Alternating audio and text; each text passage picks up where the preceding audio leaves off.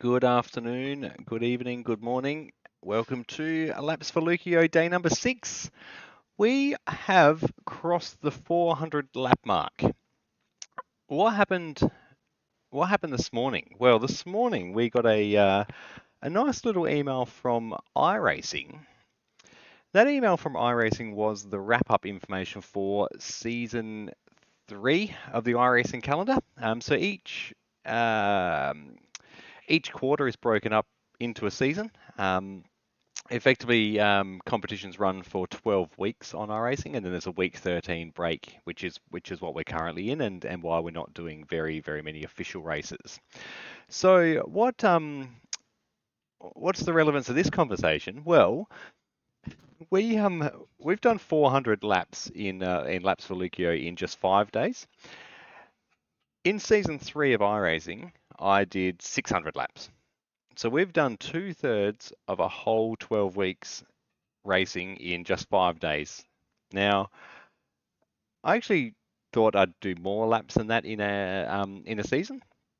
It feels like I spend a lot of time in the sim rig. It turns out I don't spend a lot of time in the sim rig because 600 laps is not a huge amount when you look at 400 in 5 days. But I thought that's a pretty good milestone. So we've done 2/3 of the work we would normally do in the simulator. So we may very well be on track to do quite a few laps this month. Hopefully, we can keep the stream going, keep it a little bit entertaining. Last night we had our Thursday night league race, the Radical SR8 from Circuit of the Americas. Now we weren't feeling the greatest yesterday. I don't know if you saw any of the stream, but effectively last night we were feeling a bit fatigued because I treated myself to a massage, and my masseuse gave my back hell, and it didn't bode well for my energy levels last night. So, hoping tonight's a little bit different. However, you might have seen in the title that we are tackling Mount Panorama. So, although my spirits are high, this place is a car breaker. I'm driving the V8 supercar, and I'm going to give you guys a sneak peek of a special livery that we are actually creating for the Bathurst 1000.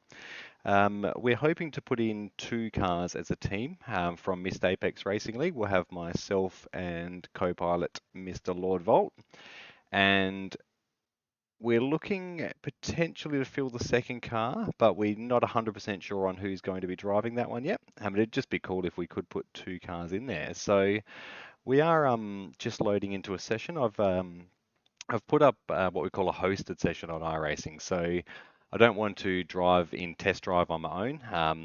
I have done that. I did that last night for another hour. No, not last night. Sorry, the night before. But I want to actually have some other cars around me tonight, and I want to begin to learn being patient across the top of the hill because. Hang on, we have an issue here with iRacing. Something's happening.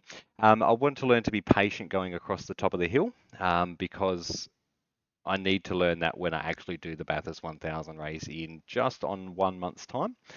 I haven't spent very much time in the V8 supercar on Bathurst. It is inherently difficult to drive, very hard to drive, and I would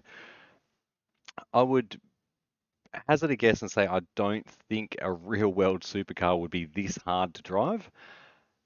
If anyone's willing to let me drive a V8 supercar at Bathurst to see whether it's this hard to drive, I wouldn't say no. That's for sure. But it's hard, very hard. I do treat myself to the sequential shifter, which the V8 supercar has, and I do use the clutch on the downshift, which the supercars do as well. The only problem I've got is that I drive in the sim rig in predominantly left-hand drive cars, so everything's set up on the right-hand side. So when I'm actually reaching down for the shifter, it feels like I'm reaching out of my passenger side window on my triple screens here. So anyway, it gives me something to whinge and complain about because it is a simulator and we can't simulate absolutely everything. But either way, it's a familiar thing for me. I've just got to increase the fuel load. We're going to put a full 104 litres, 111 litres of United E85. I think that's what these things run in this V8 Supercar tune. We are going to sit here for the next 2 hours and 30 minutes is the plan. But what we are going to do first, now that you've seen me jump in the car, is exit to the home screen, and we're going to put up our trusty overlays on the screen. So bear with me a second, because I need to actually get everything open to make that happen again. And I think I have to copy and paste some links again as well. So I do apologize, everyone. See where everyone is on track. And we need our dash overlay as well, which is this one here. Let's see if we can remove that one. And then we want to remove the browser. Then we want to add them again. Add existing. We're going to add the dash, which you can't see again for some reason. Why can't you guys see the dash? I'll put up the other dash panel. Let's add the track map in again though. Hopefully that works. That's not working either. Okay, we're going to recopy the link for the track map again. So you would have thought, being a YouTuber, basically YouTuber extraordinaire now, I would have figured out how to do this. But I haven't. For some reason, the copy OBS, there we go. For some reason, every time I load into iRacing, I have to copy and paste the overlays for the dash, and there's the dash. See, look at me go. It's on your, it should be on your screen right about now. It'll be on my screen in a minute as I hit load. There it is on mine, and then we need to try and get ourselves a track map, which is going to be on this one here. Now, I don't know why it's not visible. Streaming, there we go, track map streaming. We're going to copy that link and we're going to paste that in there. So if anyone actually is an internet extraordinaire and a streaming expert, if you guys could let me know how I go about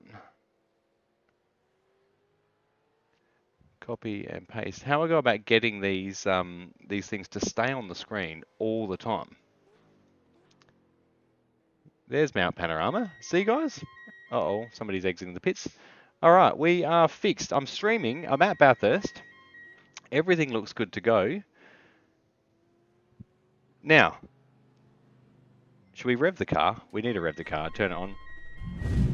Oh, yes. Sheer power. Okie dokie. Well, that's got that out of the way. Let's go and have a look and do a sneak peek of our Racing for James livery, shall we? What I'll do is I'll bring that up to make sure you can see. So this is our ZB Commodore. We are in the process of making some adjustments to the car. Basically, James has a favorite driver, and that driver's name is Shane van Gisbergen. Now, I didn't want to drive a Red Bull livery, so what we've done is we've contacted the guys at Missed Apex Racing League, and they've started to put together a livery for us based on Shane van Gisbergen's NASCAR Cup Series car with the stripes down the side. So this was driven by one of my other mates the other day, and he's put a couple of his logos on there as well. And we are working on some adjustments on the logo at the moment. So you guys are getting a actual sneak peek. The livery is not finished, and I have seen some more advancement on it, but we will release that closer to the official V8 Supercars Bathurst race in October. For now, let's go points racing, as Jeff would say on iRacing. We're going to make our way out of pits here and start to head up Mountain Straight for the first time. I'm not sure how many laps we get out of a tank of United E85 in the V8 Supercar. We do have 30 AI opponents on track here, so they have to learn to drive around me, and I have to learn to drive around them. Got to remember we're coming out of pits on cold tyres here. Car 3, just set the fastest lap. Easing on the accelerator. 119. And rolling through a lot of these corners with the really hot tyres. Hot tyres, how they heat it up quickly. Really cold tyres is what we're aiming for there. They take about 2 laps to warm up from my experience so far. And I say my experience so far, my very limited experience driving the V8 supercar at Bathurst. And floating across the top of the hill. Now, I did put in my thumbnail for this video that we've actually been to Bathurst a couple of times now. I've been a few. James has been to 2 Bathursts now, and he's actually done 2 laps of Mount Panorama in his wheelchair. We get a few comments from security after we end up finishing down the bottom of the track after a grueling 6.63 kilometre hike around the mountain. More so complicated by the fact that we're pushing a wheelchair around. It's a very steep hill to let James even consider rolling himself around on. But nonetheless, we count them as laps. So we should add his laps to the laps for Leukodystrophy tally, shouldn't we? Now you will notice on the screen I've also left the virtual mirror on the screen. I don't normally run that when I'm racing. The reason being is not... immersion is the word. I don't do it for immersion. I do it because I don't actually like getting distracted by that at the top of my screen, and I like using the real mirrors because it keeps me in check with how I would normally drive a real car rather than looking straight up at the center of the screen. On this car we do have a mirror that basically sees a roll cage and the top of my seat on the left hand side of the screen. You guys will see a little bit of that in the stream, but we use it a little bit. We use our exterior mirrors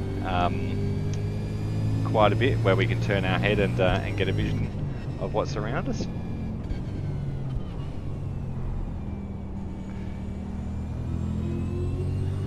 So we do get to follow some other cars across the top of the hill here. They were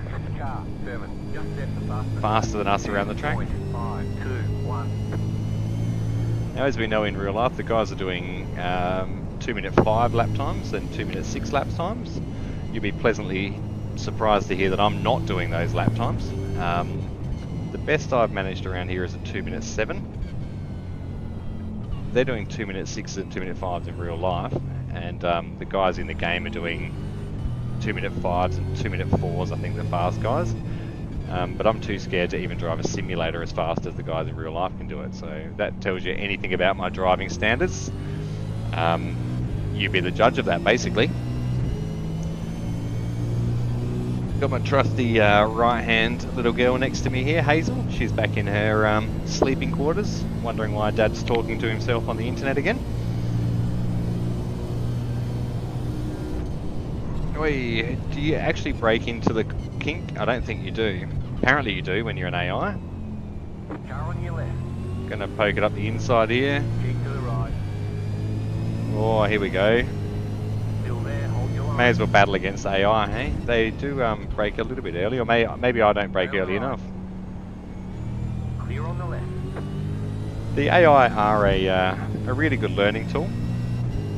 I don't use them all that often because I just jump into races because I've got rocks in my head. Slow car ahead. Car stop on the right. Go left. Can't park there, mate. Apparently you can. That's an AI car, and even they crash, which is actually really cool. I like the way iRacing have done that. It's a really important thing to know that they can actually simulate that, and the AI actually will crash into you as well from time to time, so it does give you the full authentic iRacing experience. Stuck in a little battle pack here, like we were last night at our league race. Hopefully my goal is to stop going faster, car 7. Just chill out, mate. Here's car 7. I'm going to pit maneuver him when he comes up on us. We don't break through here either, so we're stuck behind a pack of really slow AI here. I can actually go faster across this stretch. Maybe they're just warming up their tyres. Can you make the pass at Skyline? I know you can. I've seen it on TV once. So 408 laps I think we've done, guys. 2,000 kilometres under our belt. 2,000 kilometres, and I haven't even left my front door. Well, I have. Actually, I've been to work and I drove some real kilometres in a real car today. Madness, I know, madness. But believe it or not, that car's actually electric as well. So it's basically a simulator. Like, this is an electric race car. My real life car's an electric car. So it's pretty much the same thing. So maybe I could count the kilometres I drove today. I don't know. We don't... Oh, yep, we're going around.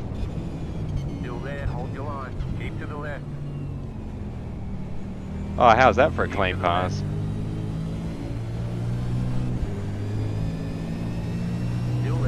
Got to concentrate battling with these guys. Got around, and there we go. Let's break free. Yeah, so basically, I could count my driving today as well. So I think we need to add into the tally James's 2 laps at Bathurst in his wheelchair. And we also need to add my however many kilometres I drove today.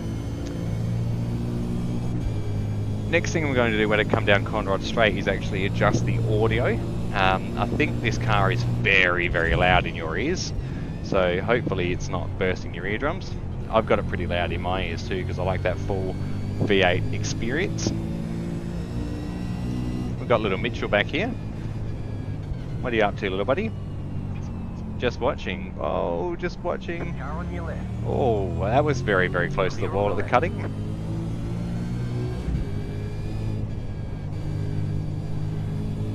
Now this guy managed to get around as well. Sorry, Mitch.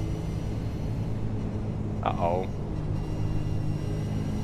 Now, do you think, guys, we can get through 2.5 hours of Mount Panorama without crashing? I don't.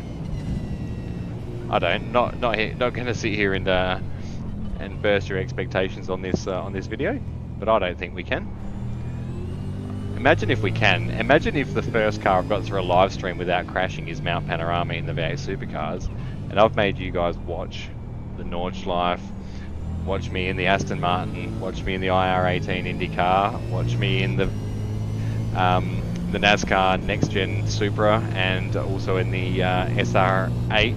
And I've crashed in every one of those, but I can drive the hardest car in iRacing at the hardest track in the whole entire universe. That'd be amazing, wouldn't it? So, tune in at the end of the video and have a look and just see. You might see me being a sobbing mess, having written my pretend race car off at Skyline or the Dipper a few times. Maybe you won't.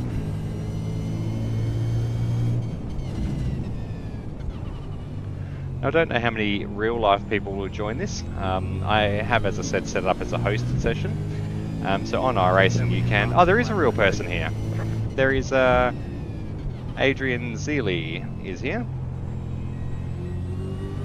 Oh, that's cool. So we do have a real life person. On the relative on the bottom left of your screen, you'll see, obviously my name doesn't have a robot next to it because I'm not a robot. And everyone else so far on that relative has a robot, so it means I'm going to have to pay attention to see who's being a robot or not, and maybe activate my robot features to...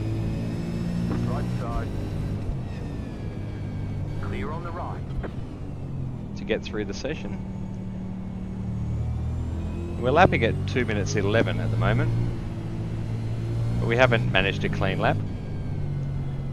And that's the whole purpose of this, is to simulate what it's going to be like driving with other cars at Mount Panorama. I'd prefer if they didn't break through there. Just a preference of mine. Clear on the right. But you do have to drive to the cars in front of you. Commonly unknown fact on iRacing is that you do actually have to stop when there's slower cars in front. Oh, I'm just going to go on mute for a second.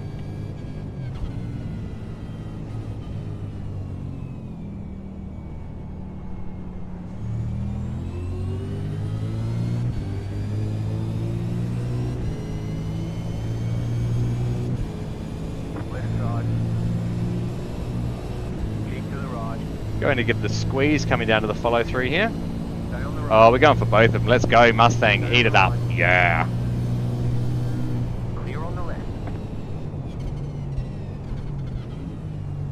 Can we pull it up? We can. See, look at that. Confidence. Confidence in the Commodore, guys. I have actually owned one of these cars. It was a company car, so what's the rule with company cars or hire cars? They're basically race cars. No, I never drove it at Bathurst. Don't look at me like that. It's actually a very good car, believe it or not. I really, really quite liked it. As I pinch the brakes and drift in there, that's an entry you don't see very often into Hell Corner. I'm gonna balk the Mustang here because they were too slow anyway.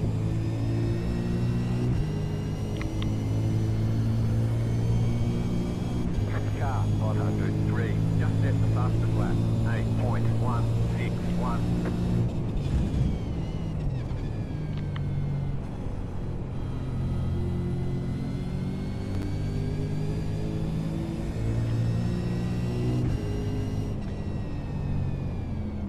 We did balk the Mustang there, and we kept him.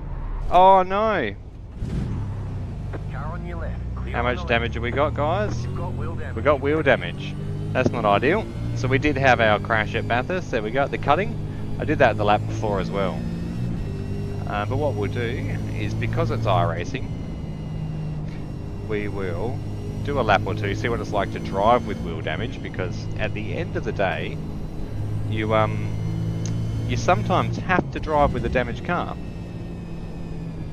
But when we get to our pit stop, we'll just buy a fresh one. Because they just give you spare cars and it doesn't matter.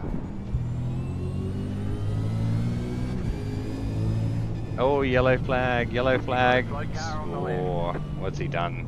Has he crashed it, bro? Thanks, Mitchie. Sweet. Thanks, buddy. Just got little Mitchell to check the audio. I am still much to everyone's disbelief, still an iRacing noob. Absolutely not an expert at this stuff. Like you saw, I couldn't even set up the dash or anything. And we have the audio about right from what I'm told. You can still hear my voice and you can still hear the race car, so I think that's a win-win. We've got another driver, Lee, who's coming here. I have called this session Laps for Leuko and put a bit of a spiel, so hopefully everyone on iRacing knows that they're driving in a live stream on YouTube.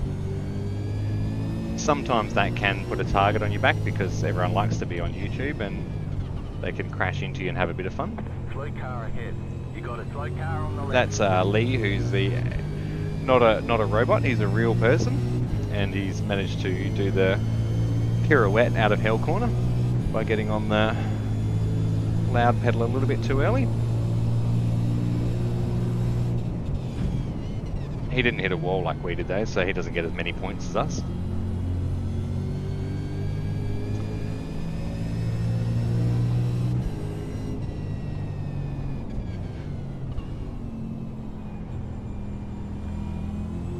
That's better.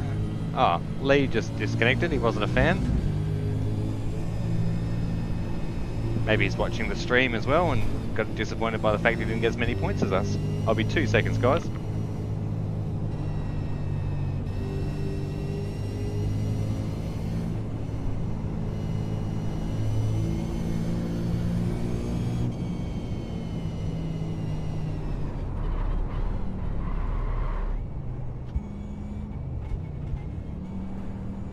Now that was a style points entry into the dipper if I'll ever do it again.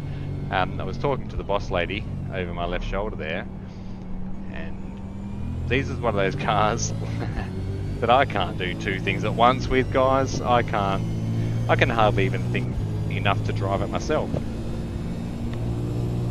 Oh, no wonder that was loud in my ears. The 36 to volume.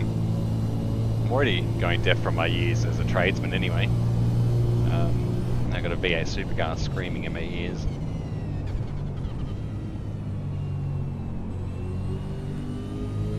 There used to be in a lot of, I think it was in iRacing, but I think a set of course that did it as well. There used to be a jump through the gravel trap there. You could jump over the tyre barrier. And know Fabian Coulthard had a very good attempt at rolling through that gravel trap back in 2009, I think it was. Still something we talk about every single Bathurst day when we watch it at home. Bathurst Day will be coming up in about a month's time. Like I said, we're doing the iRacing version. I haven't got a wipers button mapped, but that's alright. We'll be doing the iRacing version, and I think the week after is the real world Bathurst 1000. So I wonder how many V8 supercar drivers will actually be in the iRacing version. I would imagine a few. I have driven an iRacing event with a couple of V8 supercar drivers. The Phillip Island 3-hour endurance race it was. We were driving in GT3 cars. Myself and Punt Road Ferrell were in the Porsche, I believe it was. We had... Who did we have in our race? I can't remember who it was. I don't tend to fangirl too much when I get famous people in there. They're there having fun and learning and driving. The biggest thing you can do is keep it clean and respectful, to respect their talents. You got a slow car on the right. G'day, Punt. I was just speaking your name as you appeared there. Aha, gotcha. I still haven't figured out how to put chat up on screen yet, so... Nice, thanks man. Yeah, so that's actually Punt himself, so...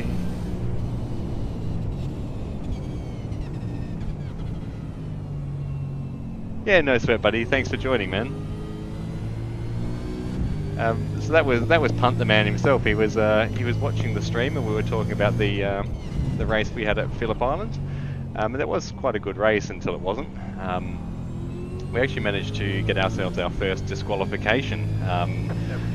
iRacing give you incident points for when you come off track, or when you do stupid things and crash into people or spin your car, you get incident points that accumulate to an average and give you a safety rating. So it gives you a license based on your safety rating. It's a pretty redundant system in my opinion, but it does need to have a system to regulate that. So effectively we accrued too many incident points and got ourselves kicked out of a race with V8 supercar drivers, and I'm sure that's the highlight of their night, laughing at myself and Punt. Oh, look at these amateurs, can't even drive around Phillip Island. I know we did. It was a fun race, it really was, but it's a tough race as well. Pretty technical track and very easy to dip a tyre in the grass and get a silly 1x. But no V8 supercar drivers here today guys, except for me. I am the V8 supercar driver you're here to watch. For you. And I don't know how long an actual... Well, this is going to be the first time I run a full stint in the V8 supercar at Mount Panorama, so probably don't want to ruin my gearbox doing that downshift too early. I have done, I think 14 laps here was the most I've done in a row. I did that with Mr. Lord Vault when we got the livery for this car. About 2 weeks ago, a week ago, however long ago. It was ago, it wasn't recently, it was a little while ago. We've done about 14 laps, just jumped in a hosted session like this. And then I did about 2 or 3 laps the other day, just to make sure I wanted to actually do this in the live stream. And now I am doing laps. So I need to really work out how long I can get out of a set of tyres, and how long I can get out of a set of fuel. I was going to say we don't have a set of fuel. Maybe we do have a set of fuel. Maybe you got to collect the whole set. But no, we'll figure out how long a tank of fuel is going to last, and I can work out how long I'll need to spend in the car for the 1000 at any one time.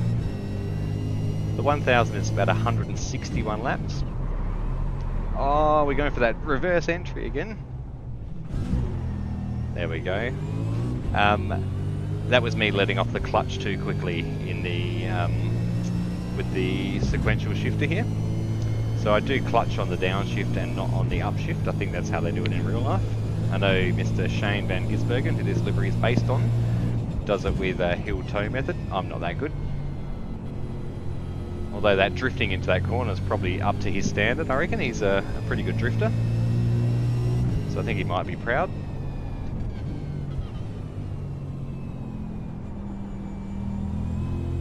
So if you are just tuning in as well, we do have a bit of a sneak peek of what the livery is going to look like at the start of this video. If you I think once it's finished being live, you can go all the way back to the start and have a look at it. It's an exciting livery. We are going to be representing Leukodystrophy Australia at the Bathurst 1000 as well.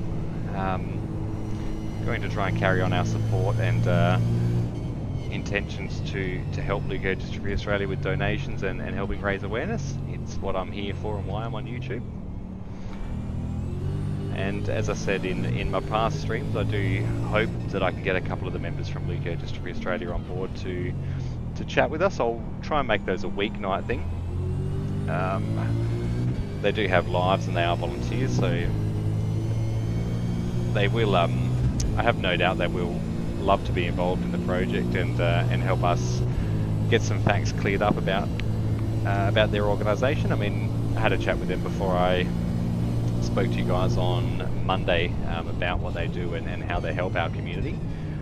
But as I said, it'd be good to get them on board from an insider's perspective to just talk to us about their experiences with the organisation as well, and where they hope to see it go, and where they hope support for leukodystrophy goes in the future as well. Being new patients to leukodystrophy, we don't know. We don't know where it's come from. We don't know how far the journey's been for these people. We know what our journey's been like because obviously we've lived through the early years of leukodystrophy without knowing it. But it'd be interesting to hear from the volunteers at Leukodystrophy Australia how their support has changed over the years, and with the developments of technology and the prevalence of the condition increasing through more modern medicine and diagnosis. So I did point out it was Leukodystrophy Australia started in 1992. So it's been around for a long time. Leukodystrophy's been around since the dawn of people, I'd imagine. But we're really learning more and more about it as time goes by, and it's still classified as a rare condition because it is a largely unknown condition with quite a few variants. So we are learning just like everyone who's watching these streams or has watched these streams. You'll learn at the same rate as us because we don't know. We've had a few months longer than you to learn about leukodystrophy, but it's one of those things where it's effectively learning on the job and adapting your life to the condition. So I guess we can have a bit of a chat about James, and James is largely doing pretty well with the condition at the moment. He's 12. He's nearly 13. His original diagnosis was cerebral palsy, and I think I touched on this in a different video, maybe a short 15-minute video recently. We later learned that the type of cerebral palsy he was diagnosed with is commonly referred to when doctors don't generally know exactly what's going on. And we've always known James was a little bit different, and that sounds like the worst term in the world. Oh, they're a little bit different. We're all different. We're all different. But when they say that in a medical sense, it means they don't quite fit the general cookie cutter for certain conditions. So we had to wait effectively 12 years to get this diagnosis, and we actually had it delayed due to COVID. So we would have found out about 4 years ago when James was 8, but we had it diagnosed. We'll try and pull up the car into. Yep, there we go. So we would have found out when he was 8 effectively, but COVID delayed a lot of the access to testing and medical science during that effectively 3-year period in Australia. They've really only started to open up again in 2023. So at that stage we then had found out we got a special approval from the Australian Medical Board, or the South Australian Medical Board, to get the testing done. So We are lucky and really happy that we managed to get that testing done, because now we know what we're facing and what we're dealing with. It takes a lot of the guesswork out of the randomness and spontaneity of leukodystrophy. Not that we know what it's going to look like for us, because it's different for everyone, but it means that when something does happen, and it's not an if, it is a when something does happen, we know that that is this condition that's doing those things. So it's certainly,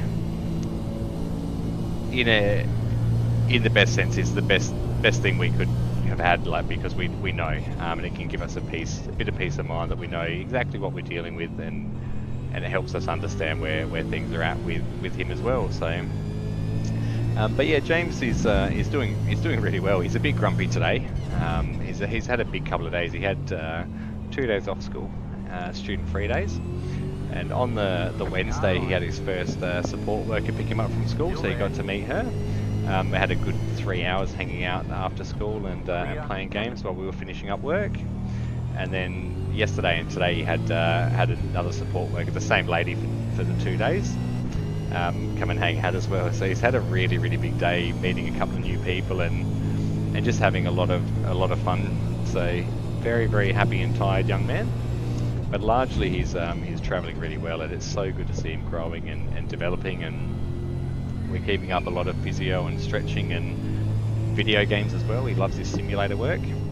Not sure he's quite ready to do a lap of the mountain in a V8 supercar yet, but we'll do another lap in his wheelchair next year, see if we'll get him qualified and ready to run a lap in a supercar. We've got a lot of exciting things coming up with that young man, some holidays, some fun things planned to just get out and explore the world. Now that we've finished setting up the house to make life as easy as we can for him and us at home, it's time to get back and explore the world and potentially get on some road trips and get over and meet some more of the boys from Missed Apex Racing League. Try and tie that into some family holidays and help support the guys that have supported me through this journey. These guys have been pretty close to me, and they've been a good bunch of blokes to actually support me through the last few months, because they have not been the easiest. Not that life's meant to be easy, and it won't be easy at a lot of times in our family. But the guys there are amazing, and that's what league racing's all about. You can quite easily build a family with a bunch of strangers on the internet. It's pretty crazy, the world we live in. Couldn't imagine doing this when I was a kid. I really couldn't imagine doing this. Chatting to strangers on the internet. Remember when you first got the internet, we had MSN Messenger, and your parents always tell you not to chat with randoms on the internet? Well, that's exactly what I'm doing now, so sorry Mum and Dad. But the guys I've met through Missed Apex Racing League, and probably the guys that I haven't met so far, they're all top blokes. They really are. Really are. And that's the thing, you build these friendships just chatting day in, day out, night after night, crashing cars into each other. And then when you actually meet each other, it's like you've been mates for years. And we have been mates for years. We really have been. And that's so cool. It's so cool.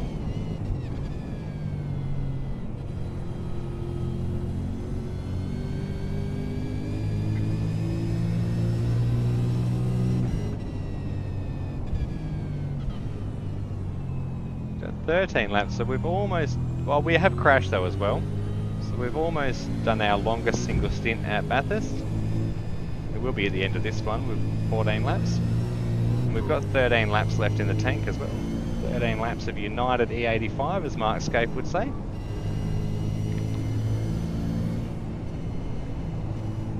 Be interesting to see how the tyres wear towards the end of this stint. Depends how many artificial intelligence cars I have to pass going through the dipper here. We're going to fuel save rolling through this. And he's had a good brush with the wall on the Logitech Holden Commodore there. Look where he did that. Should we give him another brush with the wall? Don't brake on the apex, Mr. Oh, disrespectful. Did you say he was trying to brake check me to cause me to spin there? That was deliberate. That was deliberate. He'll get a 10-second penalty for that. Or he'll get a drive through a black flag. Despicable driving, guys. He's number 13. I'm the 5th fastest car out there in the Holden Commodore. I don't know how many humans are out here. I haven't been keeping an eye on the Delta at the bottom. I've been trying to concentrate on not crashing the Commodore. Might have to let out the clutch a little bit gentler because that sounds like a pretty big explosion when I drop the clutch like that. Sounds cool.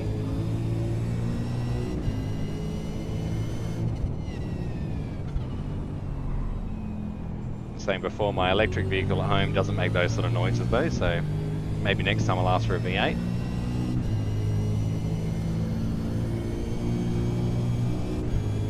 We are coming up to the weekend here in Australia as well, so we've finished our first, well, this will be the last night of the working week streams. We will be limiting to 2.5 hours in the car. Self-imposed bans. We'll call it a no-fly zone. We can't fly in the lounge room after 10 PM Australian Central Standard Time. We have our soccer semi-final tomorrow morning for young Mitchell. So James, myself, and good old Mum will go and cheer on Mitchell in his semi-final. Hopefully they get through to the grand final next week. That'll be pretty special. They did win the home and away season, so they've got the championship under wraps. Hopefully we can bring home the cup as well and make it a double win for the guys in what'll be a lot of their last years in soccer. A lot of them will keep going. Mitchell's last year in soccer. He's going to focus heavily on footy next year.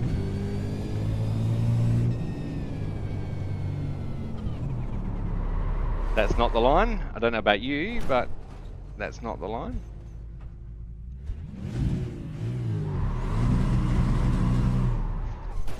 We got damage on the front end. Yeah, we do, Jeff. I don't know why the real drivers have such an issue turning around there. That was easy. What do we got? You've got wheel damage. Got wheel damage. We got damage on the front end. Ooh. You've got damage on the left side. Yeah, we got wheel damage, damage on the front end, and damage on the left-hand side. I think I know why. I think because we crashed. I think I know why. Crashing will do that, apparently. The car's still plenty drivable, so we're not going to give up with that. That's not pit weather. We don't have a meatball yet, Jeff. Just chill out, mate. Jeff's just overreacting there. A few scratches. What it does mean, though, is does mean we need to talk about Leukodystrophy Australia again. So on the side of my car, there's some Leukodystrophy Australia stickers that we just scratched. Every donation that you guys make to Leukodystrophy Australia helps keep families looking fresh, feeling fresh, informed and supported. And making a donation to Leukodystrophy Australia will help keep the stickers on the side of this car as well. It'll help keep us motivated to keep doing this project, to really keep pushing and putting laps in and spending time away from the family, although the family's about 3 meters to my left. Spending time away from them and putting in the hours to try and help this community. So if you do have a couple of spare dollars, every Australian donation, because you never know where YouTube is going to get broadcast, every donation made in Australian dollars over $2 is tax deductible. And every donation goes directly to Leukodystrophy Australia. So Racing for James do not receive any benefits from this project. I'm here purely to be the face and the annoying voice behind this, and basically just to put a face and a name to Leukodystrophy, because it is a new diagnosis to our family, and it's a new disease or disorder to a lot of people that I talk with. A lot of people haven't heard of it. James's doctors, his therapists, lots of people. It's new. So I figure, well, since it's so new and I've never seen anything about it in Australia, I'm going to put my name to it. I'm going to be that guy, and I would like to do what I can to help the community. And you just saw me scratch the stickers on the side of this pretend race car. So it's time to have a chat about that donation link. So the donation link is in the description below on this video. It is leuko.org.au/support us/donate now. As I said, every donation goes directly to Leukodystrophy Australia. Every donation made on behalf of Racing for James goes to them as well, and we get no say in how they use those donations. We are independent of all that. I'm just a means to support their organisation. They are run by volunteers and they do not receive any government funding at all. So every dollar does make a genuine difference in the lives of families like ours. And you will, throughout this stream and throughout this month, you will get to see young James behind the wheel of some cars. We actually got in the sim rig before this session tonight. We did a little bit of driving in BMG, a quick after work spin around the streets of where does he drive? What map in BMG? It's he drives in Chinatown, but I can't remember what map it is. And every single time I get onto BMG, I try and get him to drive somewhere else, and James will not be driving anywhere else but Chinatown. That's his favourite, and he loves it. He's got his little routines and his little tracks that he likes to drive around on. And I would love to know what he's thinking in his head when he's driving that game, because there's at points where he would just go, nope, that's enough normal driving, we're going to crash into everyone. And then he starts laughing, and then he makes me laugh, and then we get more and more crashy, and then we go over the top, and then Mum tells us to stop being so loud. And then we just carry on anyway, because we're having lots of fun. Let me grab a sip of water, like all the pro drivers do.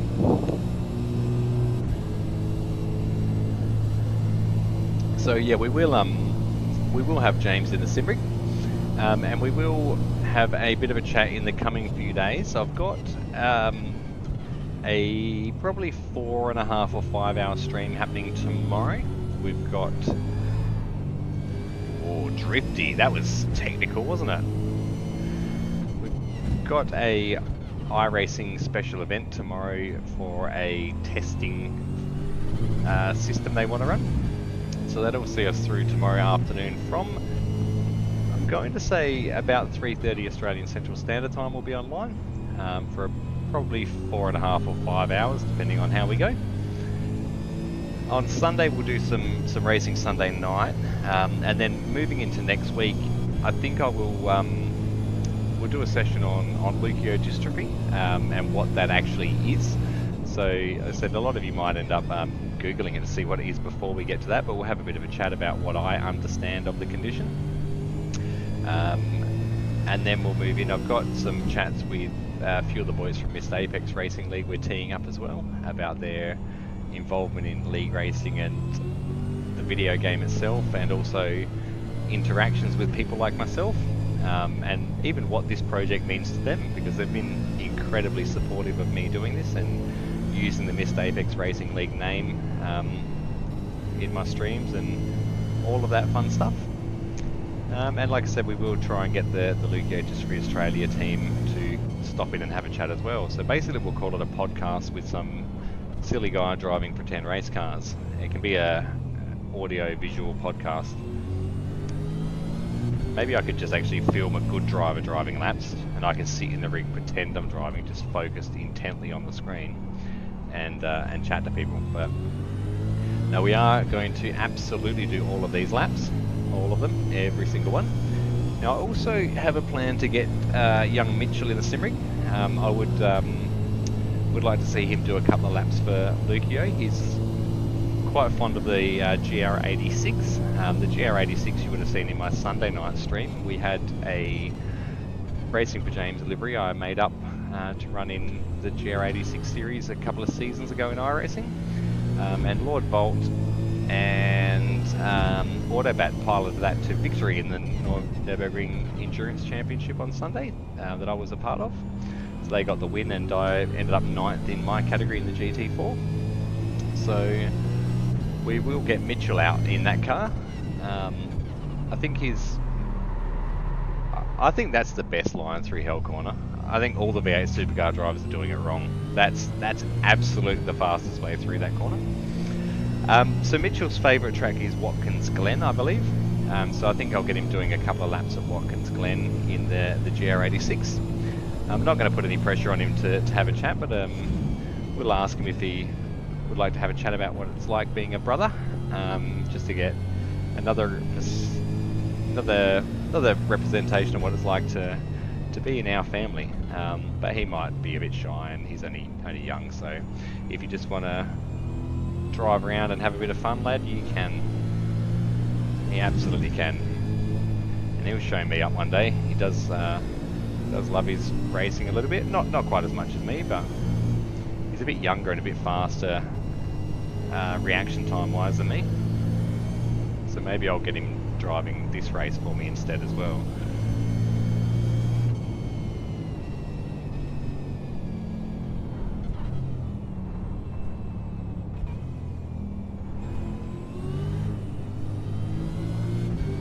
We did see a couple of real people again. So we pinch the brakes into there. We've got Dale Earnhardt Jr., the robot here. I'm assuming all of these people in there are actual really good race car drivers. I'm assuming iRacing would have named their AI after real people that have made accomplishments on and off the racetrack in the respective field of motorsport.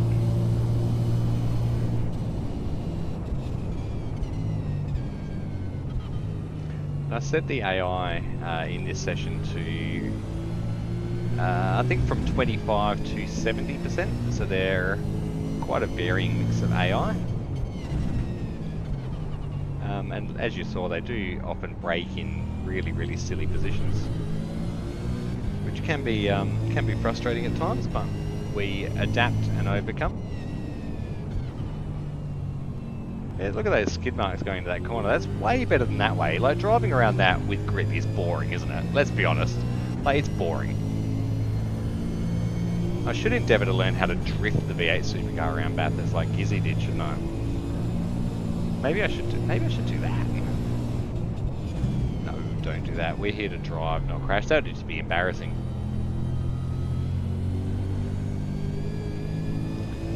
What is Mum making in the kitchen there? She's making herself a mug cake. And I won't get a mug cake because I'll be in bed too late for a mug cake. I wonder if she'll spoon feed me a mug cake while I'm racing. Have you ever eaten a mug cake while you're driving across the top of Mount Panorama? I don't think YouTube's ever seen that.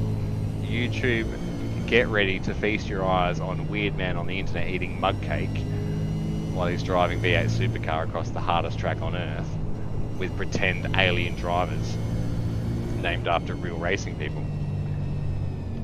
I reckon if I asked in the comments and Punt was still watching, I'd get a yep, let's see that on YouTube. That'd be a commitment to laps for Leuko, wouldn't it?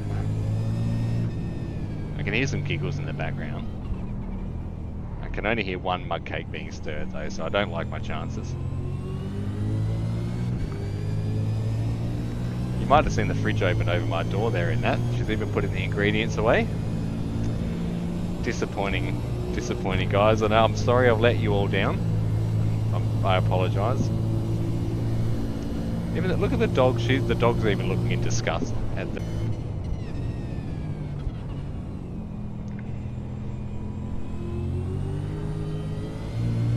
This car's driving remarkably well for something that has damage. I mean, I'm not by any means going fast. Doing 2:10 is my best lap time so far, and I did say at the start I did a 2:08, a 2:07. I think my actual best lap time is. However, the track conditions may have been different at that stage, because the track conditions do actually affect the lap times for me anyway, and I need something to blame rather than pure lack of talent. I know that's definitely a factor. I need something to blame.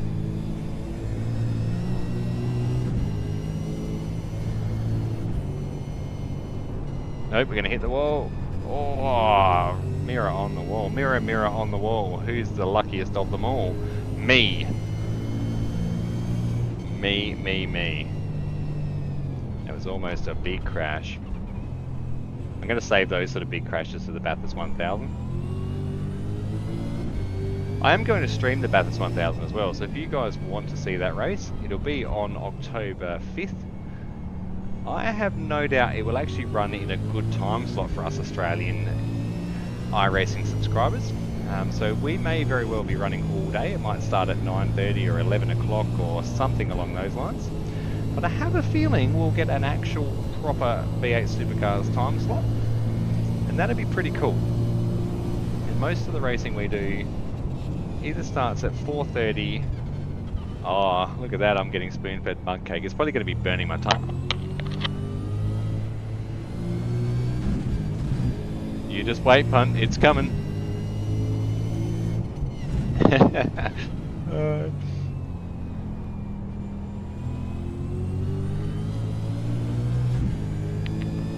Mate, you don't have to do that. Thank you so much, mate. Thank you.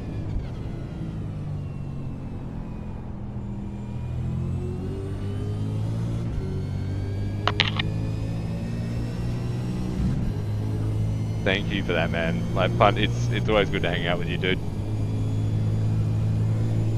You've got about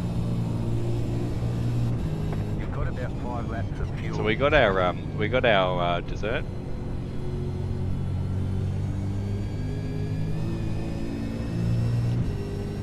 No, you're all good, punt.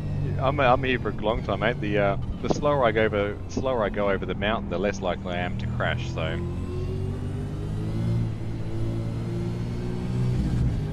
I don't think I'll be doing double stints in the Bathurst 1000, but I will be doing stints, and we have 161 laps of the mountain to do on October 5th in the Leukodystrophy Australia ZB Holden Commodore. iRacing have actually been to Australia just recently. They were in our home state of South Australia. They were laser scanning the Bend Motorsport Park, so it'll be interesting to see how long it takes for a track to go from laser scan to in-game. And I know Little Mitchell is very, very excited about driving the race cars at the Bend. We've been to the Bend a few times. James has actually been to the Bend and touched Shane Van Gisbergen's championship-winning Commodore on the start line. He was starting in pole.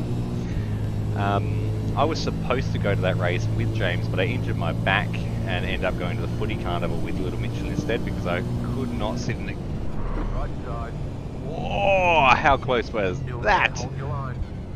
As we would say in the Missed Apex Racing League chat, I think we need the Glen 20 for that one. Clear. Wow, that was intense. Yes, I was supposed to go to that race with James as the parent-elect for that event. But yeah, I had injured my back and decided that it would be not a great idea to push the wheelchair around and deal with the difficulties of Stay on the left. changing and supporting James in an environment that's not conducive to children with special needs. It does not at all stop us from going to those sort of events.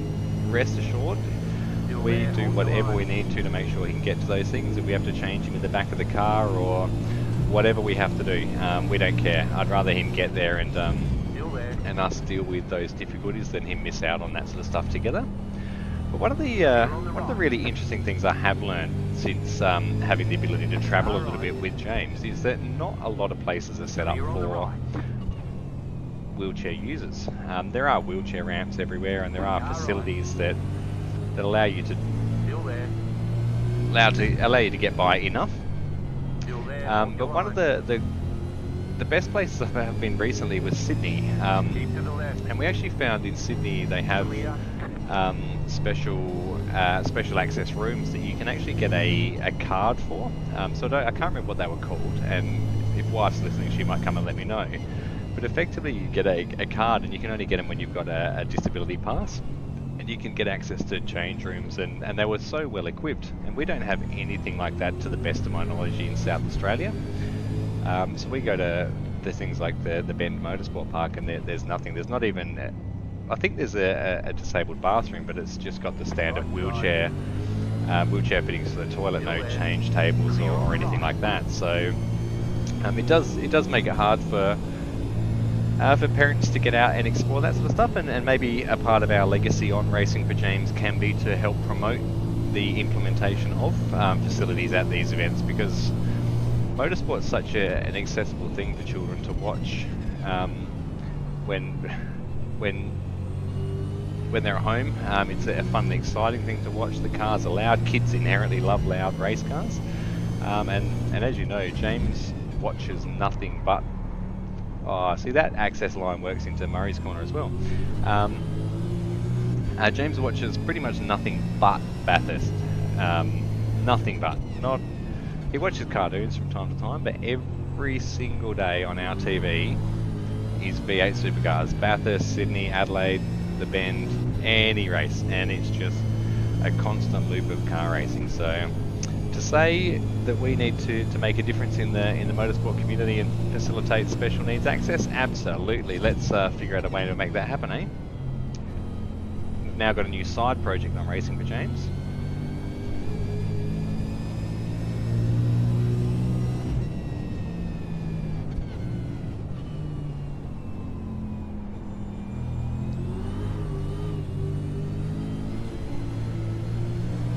Tyres are getting a bit hot at the back of the car. And one of the cool things, I don't know how many people are watching. I don't know how many people have even here from Australia that watch these streams. But getting to Bathurst, it's such an amazing place. It's a 15-hour car trip for us. We generally do the trip over in 2 days, and we do the trip back home in 1 day. It's a long day behind the wheel, but it's just easier to get up and drive home rather than breaking it up into two and having a late night anyway. So, but it's a spectacular place. This mountain is huge. When you pull up to it, it is imposing.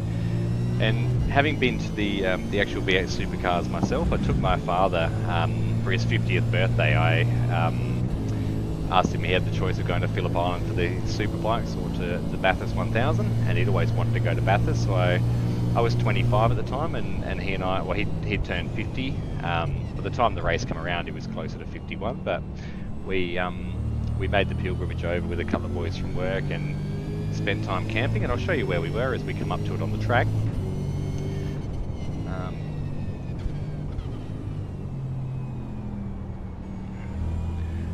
So it worked out really well, actually. We camped out on the right hand side of the track here, so you're going into Hell Corner. Just on the right hand side out there is what's called Harris Park, and we spent 4 nights camping out there watching the race. You going to bed, buddy? No, just come here to watch. So yeah, we spent the 4 nights there. Dad and I went out and got had 1 or 2 too many beers, I think. So I actually managed to get my first ever Bathurst hangover on the first night, and spent the first day, which was the Thursday. Yeah, it was the Thursday. I spent the first Thursday sleeping under my 4-wheel drive with the hangover. So it was a good introduction to Bathurst. Dad was the responsible one and made it through and actually enjoyed his first day at the mountain. I slept. So, but what I was getting to with that was actually getting to the mountain and seeing, after watching it on TV for so many years, getting there and seeing the Mount Panorama sign written on the grass, and hearing and seeing the race cars go around the track, and walking around the track for the first time, just how big this place actually is. And I know I commented early on about how this car is so hard to drive, and whether it's actually this hard to drive in real life. Seeing how the track is in real life, I have no doubt it does not help the abilities of the car. It's certainly a difficult track to navigate. It's so steep, so you're relying on horsepower to get up it and good brakes to get down it. But the cool thing, so the very, very cool thing that I was getting to, and that took about 2 minutes 10 to get to, because we were here last time around when I started this story. When you're there, so they've got they generally get the Air Force to do some flyovers in some jets and helicopters and all that fun stuff to add to the spectacle of the event. The jets actually fly lower than the hill, so when you're up the top of the track at Skyline, the jets are below you, and you're looking at the jets will fly upside down, and they go down below the height of the mountain, which is amazing. It's so cool, and seeing that, it was one of the coolest things I've ever seen, I think. I've seen some pretty cool things, but that's one of those memories that'll stick in my head forever, is those jets and the mountain just being above them in the background. There's a couple of really cool photos that come out from the top of the mountain that made me go, wow. And when I see them, it sort of gives me goosebumps and reminds me of my first trip to Mount Panorama. Right side. Gonna get dive bombed up the inside. How was that? You're That on was the an right. aggressive Right part. side. Oh, there's another one there. You're Oh, it's on the these right. guys again. Chill out, fellas. I mean, I've got a scratched up car as well. No sweat, buddy. You're right, man. Yeah, so that was my first trip to Bathurst. That was in 2012. Yeah, it was 2000. We have about 1 lap of fuel left. I think it was. Yeah, it was 2012. It definitely was. 12 years ago now. 12. Yeah. It would be because the 60th anniversary of Bathurst was a couple of years ago. Yeah, it would have been 2012. So there you go. Now it's our turn to take our kids to Bathurst, and as much as I want to take the kids to the 1000, we had tried. I put that in my Bathurst video the other week. Why we love Bathurst. I would love to take the kids to the 1000, but the sheer volumes of people there, the lack of facilities. I mean, we would make it work, but it is probably a little bit hard to do with James now. He's getting a little bit older and a bit bigger, and he does like exploring a bit more in his own. So a quieter environment is often a bit more fun for him, because he can actually explore at his own pace in his wheelchair, and we can go to things like the Bathurst Museum without tens of thousands of people there to navigate as well. So we'll get back to that story in a second as we come into pits for our first pit stop. Now, how many laps do we do? 25 laps on a stint. I don't have a pit limiter. I do have a pit limiter. Hold your beers, guys. I've got a pit limiter. There you go. And there are a few real people in here again now. I've noticed a few names popping up.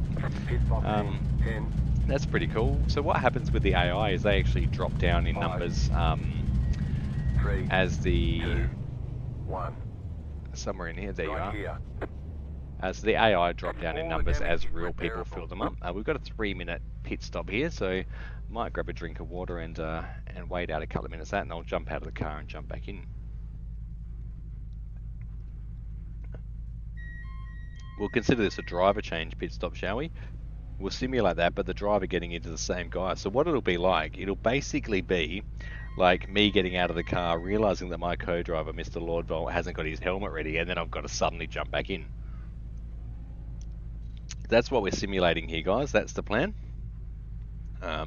Alright, well, we've just realized Lordvolt doesn't have his helmet. So let's get out of the car, because we're not going to wait 3 minutes to fix the damage. We don't have to. Look at the scratches you put on it, Travi. Oh my lord. I actually broke the guard. See, oh, you can't see my mouse, but I broke the guard there above the front. That's not ideal. Sorry, Leukodystrophy Australia. Let's get a new car. Oh, look at that. No, we're not. You have to request a new car. Request it. All clear. Punch it. Done. Oh, let's go practice again. It's full of gas. We're good to go. So what happens here is we're going to go do another lap because Lordvolt forgot his helmet, and maybe he hasn't zipped up his racing suit or who knows what. But either way, it's his fault, and that I have to go out and do another 25 laps. The new car didn't want to start then. Did you see that? The new car did not want to start.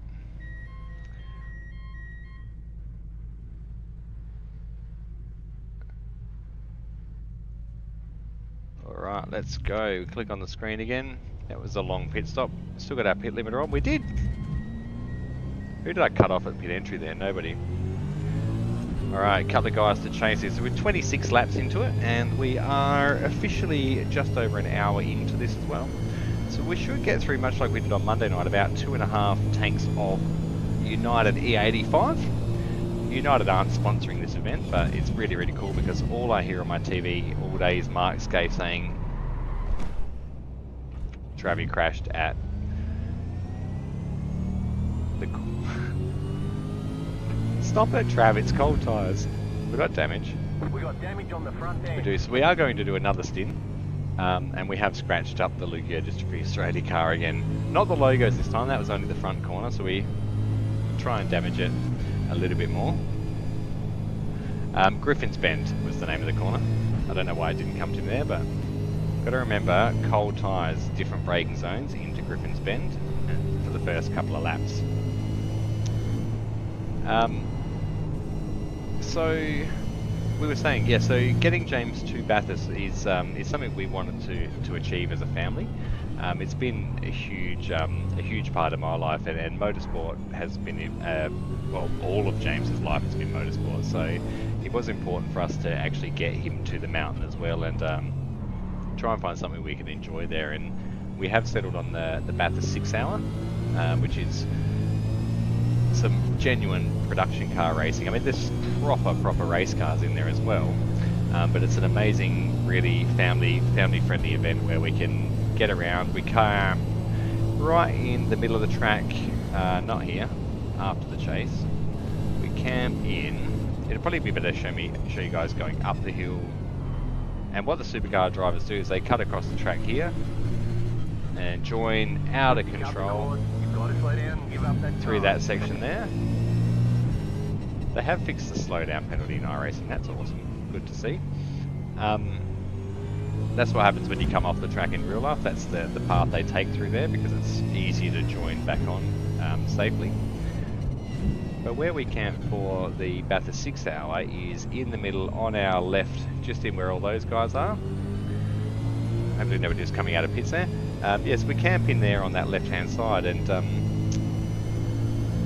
the inside is all paved roads, so effectively James can wheel his wheelchair around him in around the campsites, etc., rather than the campsites for the 1000 that are all in paddocks and fields around the track. So it's nice to have that access, and then in the centre are proper bathroom facilities as well, which is a bit nicer.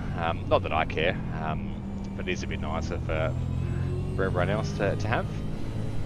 And it means, because there's really a very small crowd of people that love that style of racing, it means there's plenty of access for us to get around and do things at our pace. So we'll load up the van, we'll drive to the top of the hill, sit at the top of the hill just up here on the right hand side, watch all the cars come over Philby Park, and we can't get down to this section here because it's so steep where the spectator point is. I have walked down there and watched myself, obviously, but there ain't no way I'm taking the wheelchair down there because I don't think I'd ever get it back up again.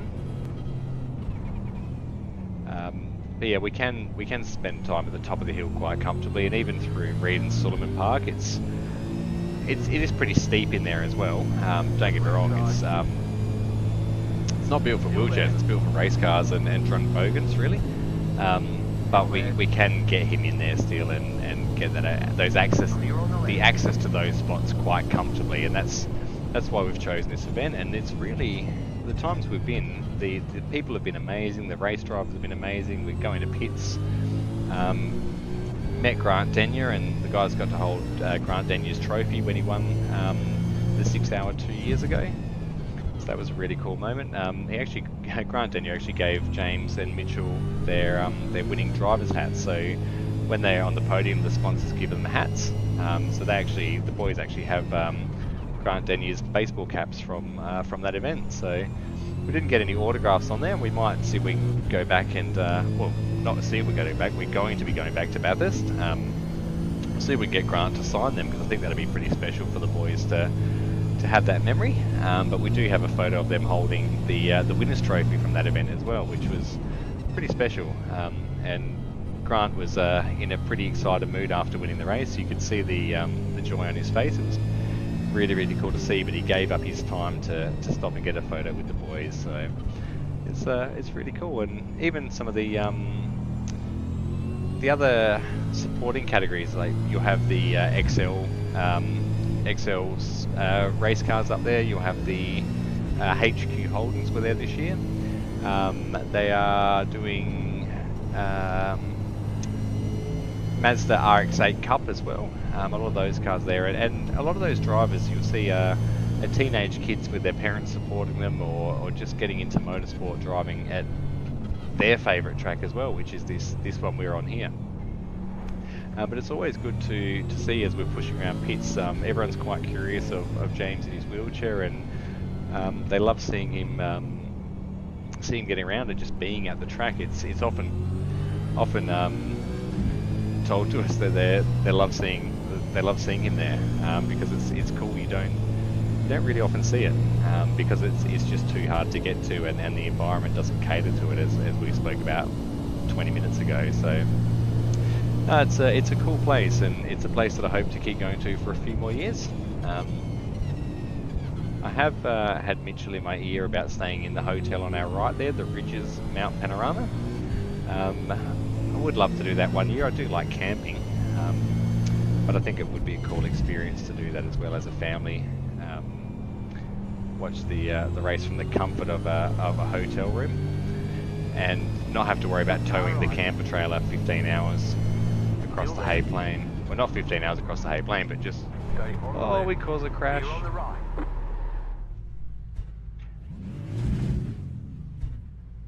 Going to wait here. Oh, there's a car coming out of pits.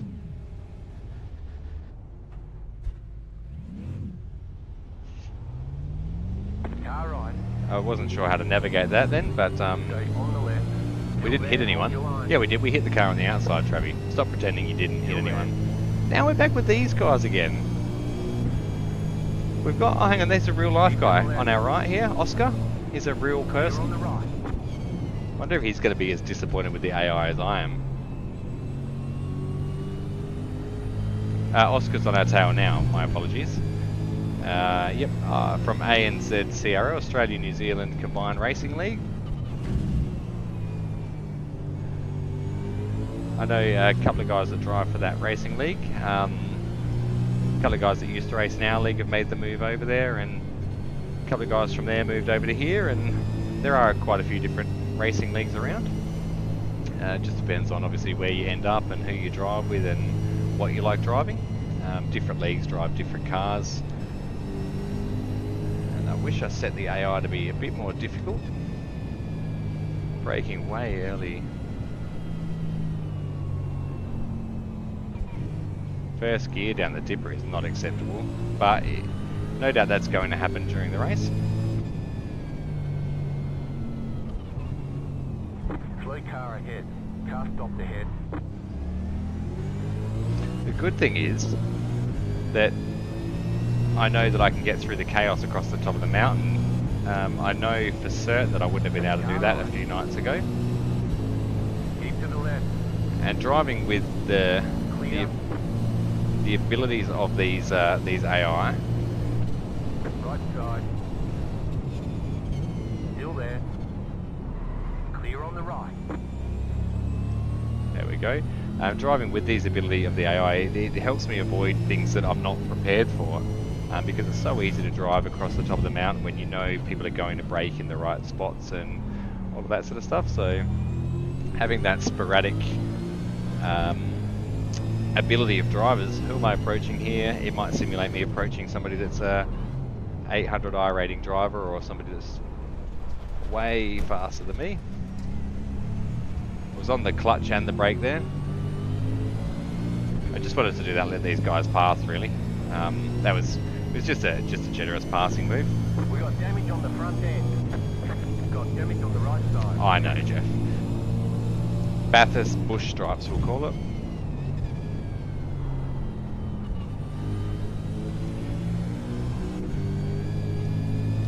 Certainly been another workout of a night behind the wheel, and that's cool.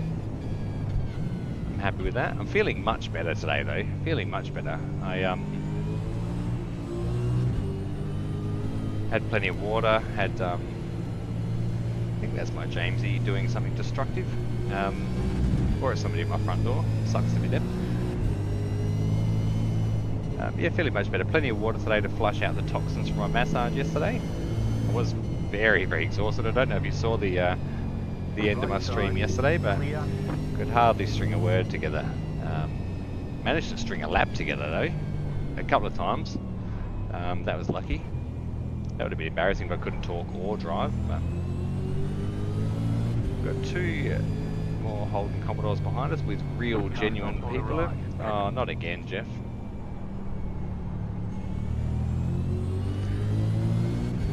I don't know what happened to the other car there. He had a bit of a moment going through McPhillamy Park into Skyline. managed to avoid him. I didn't push him, I don't think. But the good thing is we will see a lot more of these events pop up in the hosted sessions over the coming few weeks as we approach the Bathurst 1000. That's what they get in early, and it's a good excuse to put some relative content on the channel. Stay on the left. Still there. Clear on the right. Right side. Keep On to the left. marbles. Clear on the right. Wonder if Sam behind us was impressed with that move. I know I was. Car on your left. Whoop. Clear. Whoop. Late lunge there. That's all right. I think that was an actual person. So reverse onto the track there. That was stupid. But just send it. I think that's the way.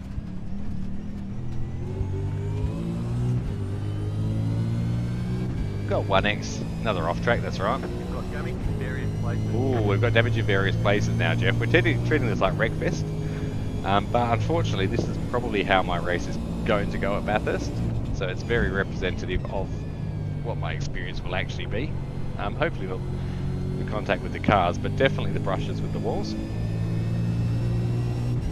It's so easy in practicing on iRacing or any video game for that matter. It's so easy to practice just driving, and then when you have a crash, go and fix your car.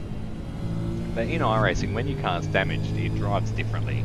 If you damage aero, it affects the way it handles through certain corners. If you damage the wheel, it knocks the wheel alignment out. If you damage the driver, he gets sad because you damage his feelings.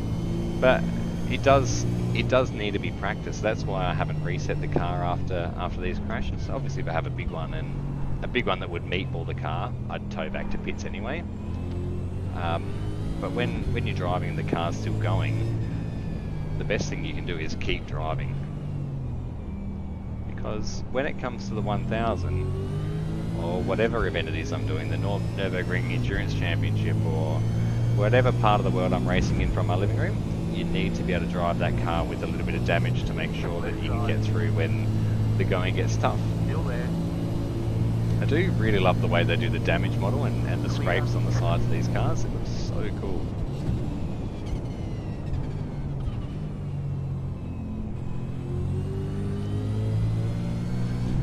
Looks really cool, actually. Really, really cool.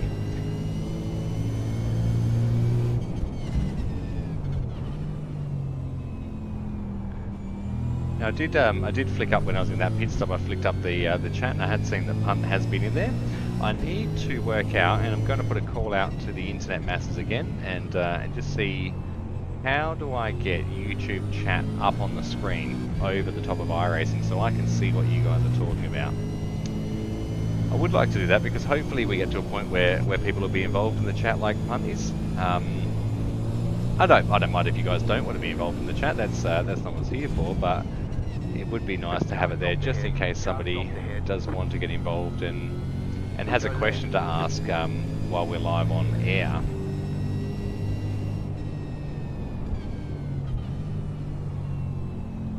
I'm sure it's a very easy click of a button somewhere along the line, but I know I can't figure it out. Actually, I do have an idea. Leave it with me, 2 seconds.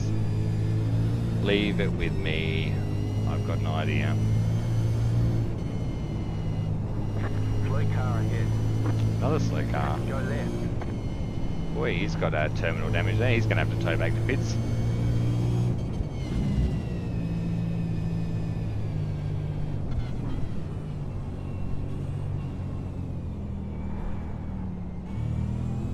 Sorry, mate, what was that?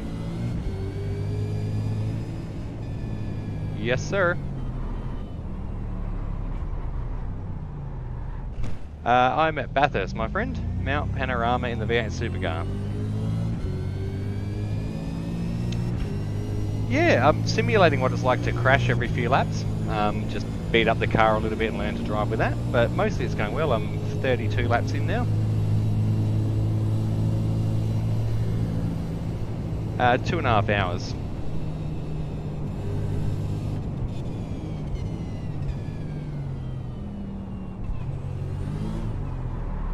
We light up the tyres there and miss the wall. No, I'm on push to talk. So because I'm chatting on the live stream as well. So it I lost control of the car, so I had to let go of the button to try and catch it. Nah, not your fault. No, not your fault at all, dude. All good, man.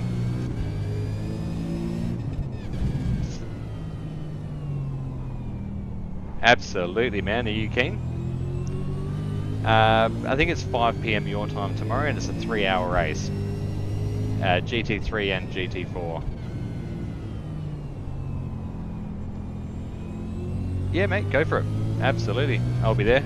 It's actually, I did 2.5 hours there on Monday night, and it's a really easy track to drive in that car. Yeah, so I think it'll be pretty comfortable 3 hours, man. If you want to try and do it solo.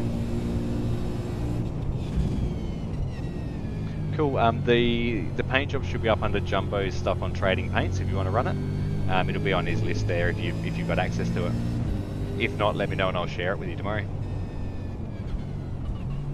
No, I appreciate you running it, mate. Thank you. So we're going to have 2 of the Aston Martin. Absolutely, dude. I'll be online. I'll be on about 3 o'clock your time to start practicing. So yeah, jump in and we'll have a chat and get the car sorted, eh? Thanks, brother.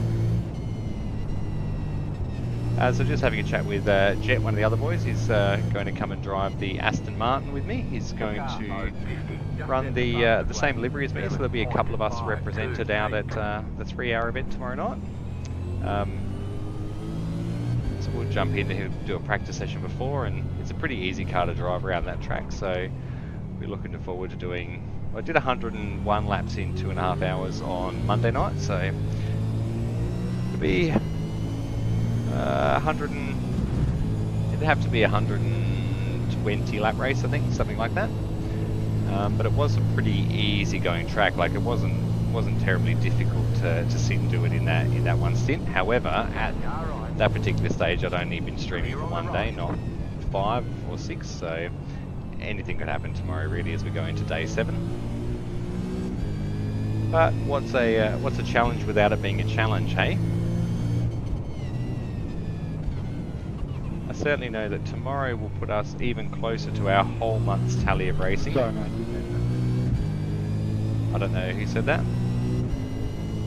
There's somebody else actually in the race chat with us. Yeah, it'll be a fun little adventure. Now I'm going to see if I can bring up that.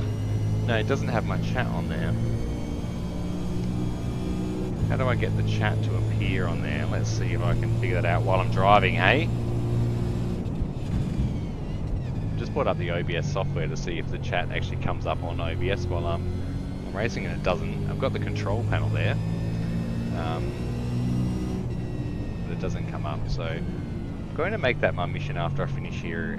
I'll go make myself a mug cake. No, I got fed mug cake, guys. Don't encourage me. Well, I'll go and make myself a glass of Milo and see if I can figure out how to get YouTube chat live on my screen while I'm racing, so I can have it there. It'll be a cool feature. It'll make me feel like a real YouTuber, a real content creator. And I have been teasing my wife this week, and I'm not teasing her, but just teasing myself to her about being a YouTuber. It's pretty funny. But I think I mentioned yesterday in my fatigued state, I could just imagine what it's like being a proper YouTuber. Like some of these guys make lots of money, and they're doing that in and around their day-to-day lives, like I am at the moment. So I'm expecting streams to be not as exciting sometimes, because I just can't be exciting every day of the month.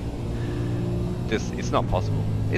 Maybe it's possible, but the emotional roller coaster of it, the fatigue, the tiredness, will be evident throughout this month, that's for sure. But I do have annual leave this week, so maybe I'll be refreshed, and maybe I'll be more fatigued from the work that I'm about to do around the house. I don't know. One of the two options will happen. Either way, I'll still be here every night next week, because it's dark outside and I can't dig holes in the dark. Not with that attitude, but yeah, I can't dig holes in the dark, and I need to keep my commitment to you guys, the World Wide Web and Leukodystrophy Australia.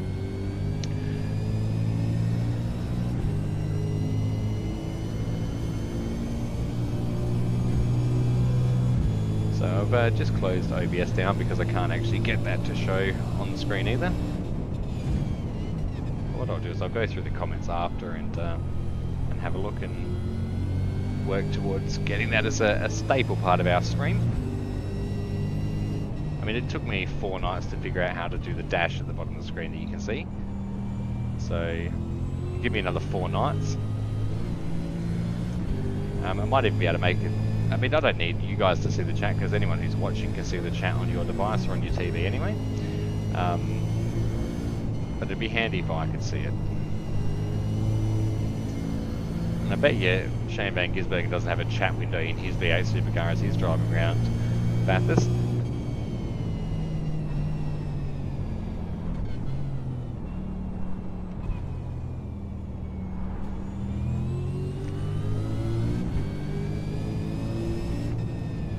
It's a fun road. It's a fun road. It's a very, very difficult racetrack. To physically pass, it's a very difficult track. You can only really pass down this half of the track, the bottom of the hill, or going up into. You can get through at the cutting, I suppose. You can pass in a few places, but over the top of the hill, there's not a lot of room for error at all. And I'm lucky I've been able to get across there with these AI, because I haven't had the chance to race with many cars across the top of the hill. So it'd be pretty negligent of me, especially with how difficult the car is, not to put in hours and hours of practice work. How are we getting faster? Have you seen how beat up my car is? And we're getting faster. We've got wheel damage, we've got damage in various places, and our lap times are coming down. We're halfway through our tank of fuel.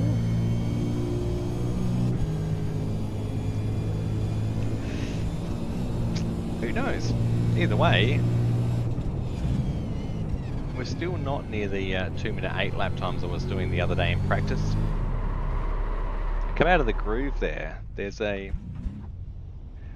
groove on the inside of that you can drop the tyre in. Just set the fastest lap. 7.327. Got hot tyres again now. Yeah, so I popped out of the groove in that corner and unsettled the car. Just after I did my fastest lap, now I'll do another slow one.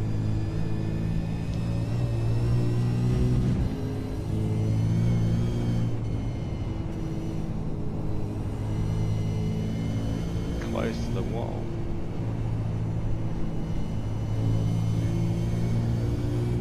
Now I'm assuming you can go a lot faster over the top of the hill. Like the guys are doing, the fastest lap was just set in this server at 2 minutes 7, so still 2 seconds off the pace. And normally in top split where I end up in the Aston Martin, I'm about a second off the pace. So I'm 2 seconds off currently, which means that I've got a bit of development to do to get to where I normally am. But to be a second off the pace at Bathurst, I have to be at the 2:07, high 2:06s mark, I believe. So I've actually got 2 seconds to find, and I'll probably do that if I stop talking.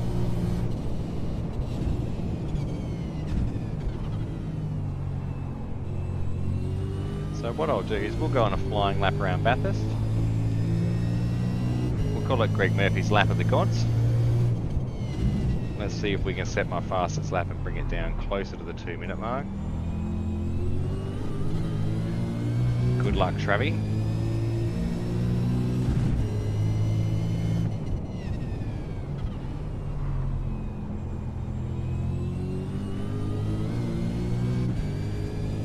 I could probably talk up this bit because this is straight, and if I can't, well, you saw me at the start. I didn't get the straight bit right because I was distracted by shiny things.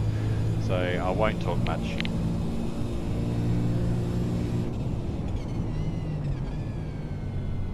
Car 050, just set the fastest lap.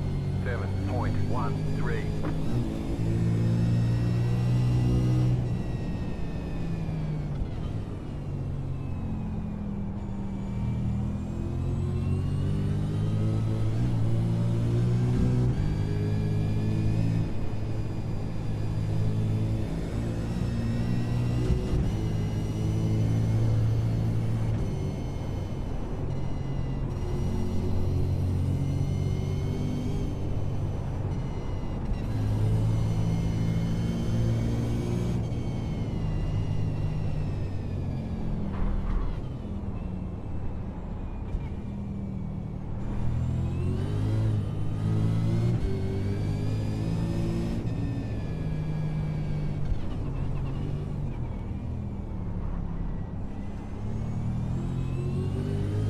lot of scary moments going across the top there.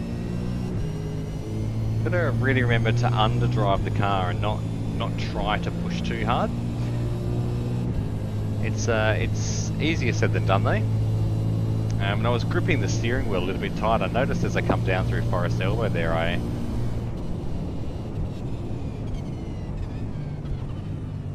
was actually holding on to the steering wheel with my left hand way tighter than I should be, which means that I'm wasting some of the force feedback and I'm wasting some of the details that the car's actually telling me.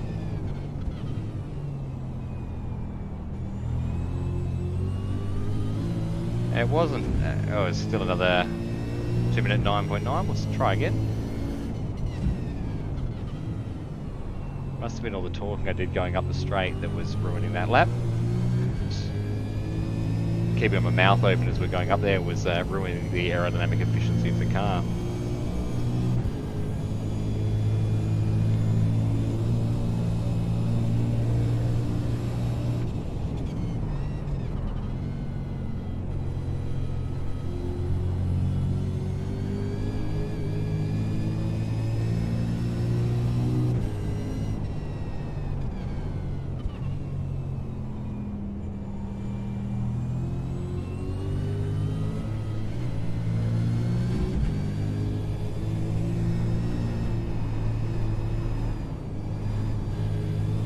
That's not going to be a fast lap time, but that was pretty cool. I think that'll make a cool video. And ultimately, is that not about cool videos?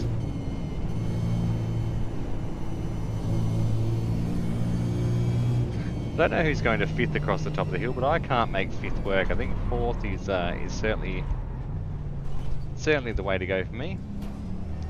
So lap 38.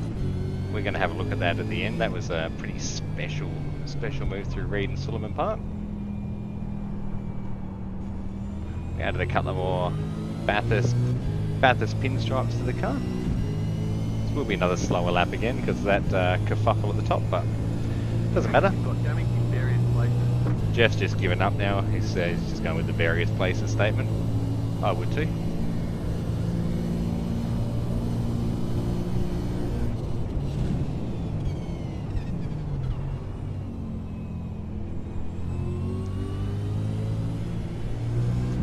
Halfway through this tank of fuel now.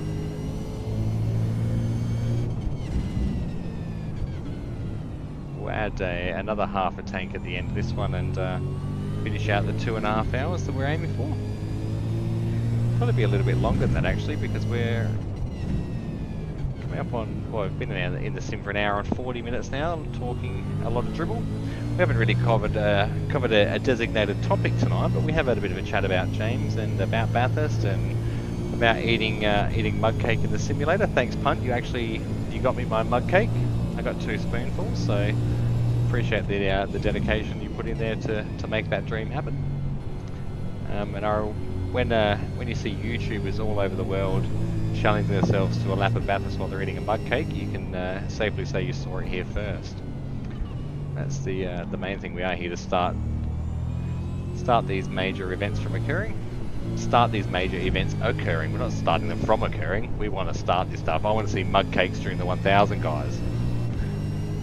If you're not munching on a mug cake, you ain't driving. I think that's probably a trademark statement that we will probably get copyright infringed for. Can't remember what ad that was, but it was a Snickers ad. Yeah. So we won't make that our motto.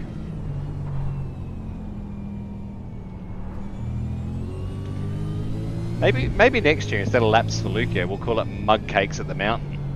Now there's an idea. Mug cakes at the mountain. How many mug cakes can Racing for James consume over Mount Panorama while he's doing laps? Then what? There you go. It's a happening thing, guys. It's a happening thing, guys. Mug cakes at the mountain.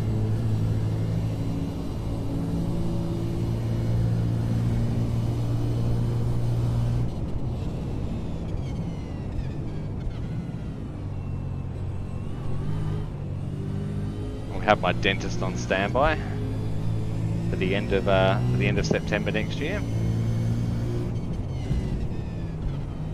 I'll have my physio on standby for this year. And I'll have my dentist and dietitian on standby for next year. There you go.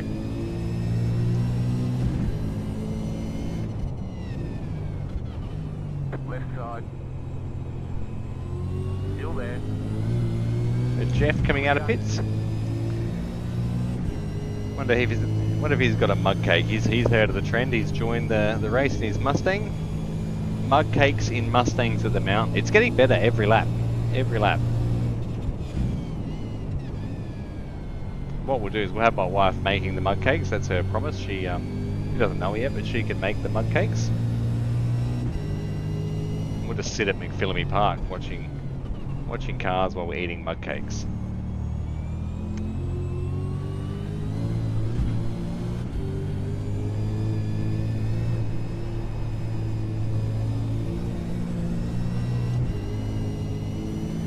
You can see me up there right now, actually, in the back of the ute.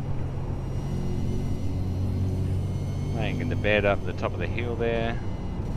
Got the soccer club cafe. You can go and get yourself another mug cake. Slow car ahead. Slow car ahead. Oh, he's got a blown engine. Car ahead. That's not ideal, Mr. Mustang. It's a sim pit. Right side. Ooh, bad luck, Aaron. You're on the right. He's done himself an engine there. The good thing is, if he tows back to pits, he'll get a brand new one for the exact price of nothing. Much like we did, we snuck ourselves a fresh new ZB Commodore.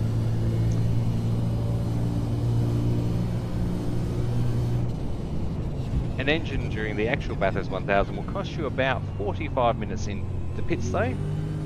So it would be strongly recommended not to blow up your engine during the race.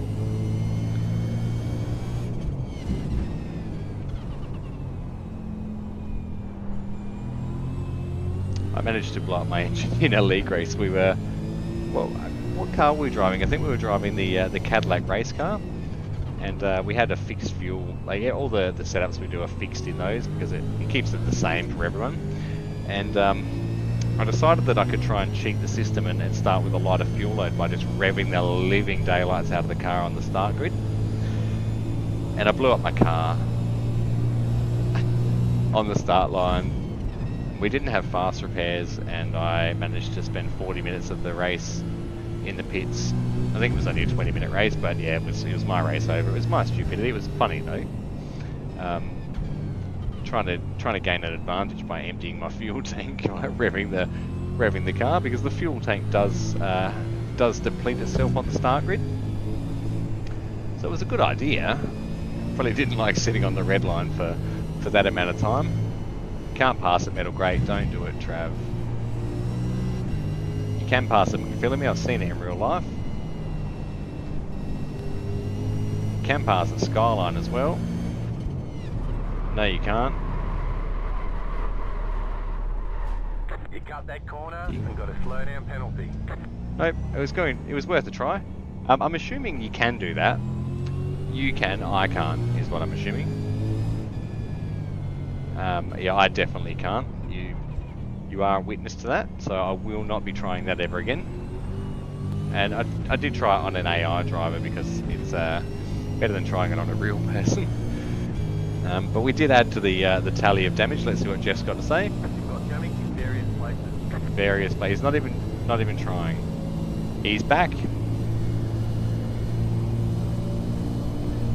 Still in supercar at Bathurst, mate. Got a punt hanging on for dear life in my chat on YouTube.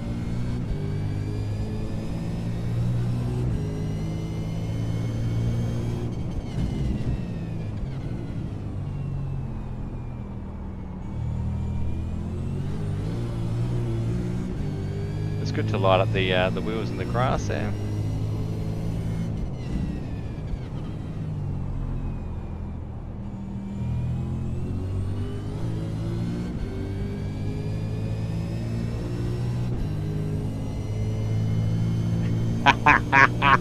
We are, it's a happening thing fun.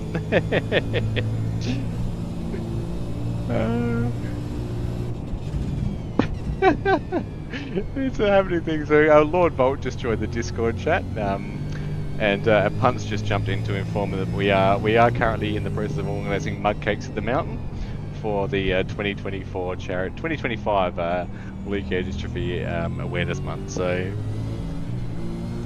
I don't know who's keen to sit in and watch YouTube with me eating mug cakes, but maybe we'll do it for one day. And I'll just park my car. What I'll do, alright, I'll just park my car at Skyline, maybe across the dipper or something, set it so that it's an open session, everyone has to drive around me while I'm eating mug cakes at McPhillamy.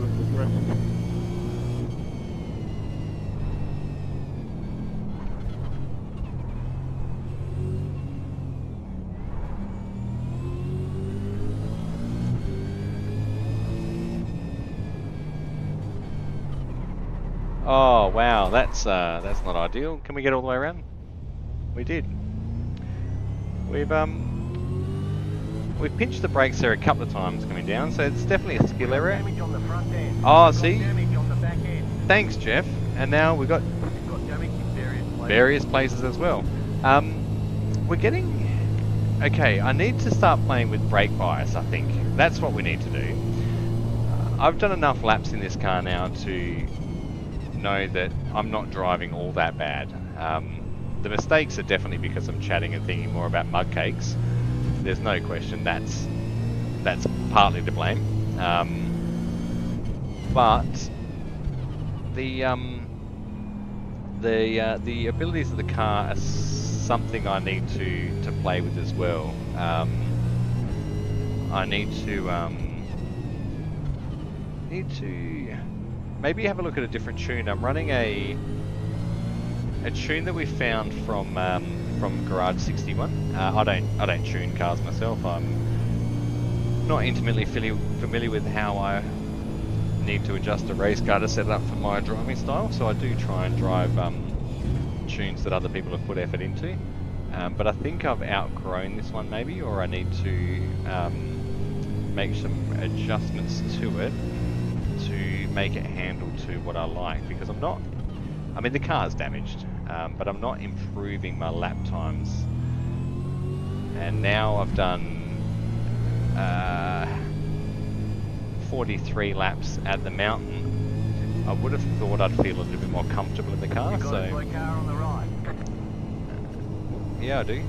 I would have thought that I'd have a bit more of a handle on it by now. So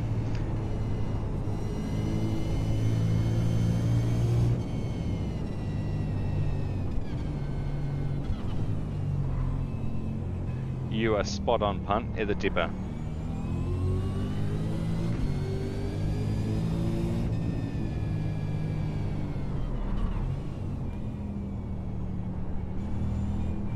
Oh, hit that again. 0x. Yeah, so let's have a look at the flick through this. The tyres were a bit low at the end of that last stint. At the follow through now, mate.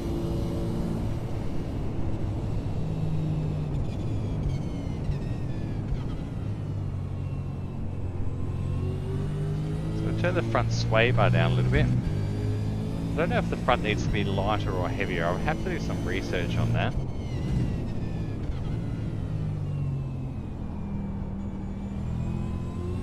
And I'm going to move the brake bias a little bit as well.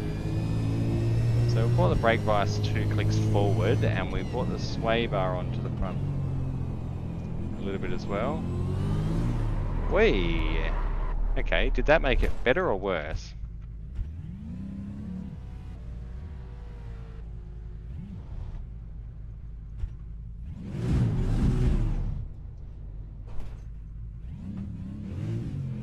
Yeah, I might get a new car, guys, and it's taken a bit of a beating. We'll tow back to the pits on that one.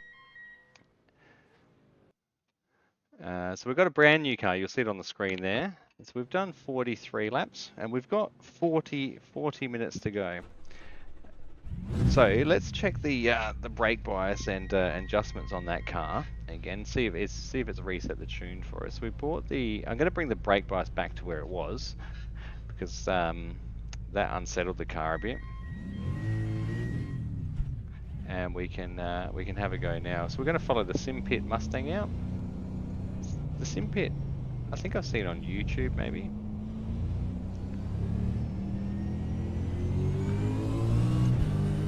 Let's follow him up the hill.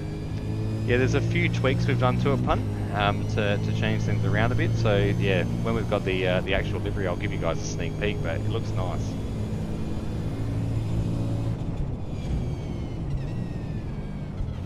Go left, right side. Clear on the right. Oh, that's not the line. Got wheel damage. Yeah, that didn't go all that well. We got a fresh car again. I've got a little bit silly here, but I need to go out now and run some more laps. Let's go. We had a bit of a silly moment there. We've got a fresh car. Let's bring it home clean for the next 40 minutes, guys. So we've got 25 laps of fuel. That was pretty special. It's good fun, eh? The Mustang did a compression lock under brakes there and just bumped into the side of it. So I thought I'll go get another fresh car and we'll actually go for a clean run here. And I want to see if I can put in some faster laps at Mount Panorama. This car, okay, so the wheel damage does feel much better. Much better. Not having wheel damage feels much better, I should say. Even on cold tyres. Maybe that's the sway bar adjustment I'm feeling. Ooh, okay, so sway bar adjustment on new tyres. Car stops on the right.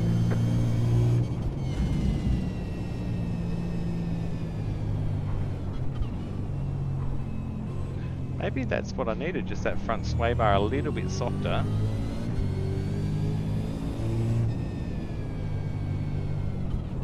Imagine if that was the change I needed to make.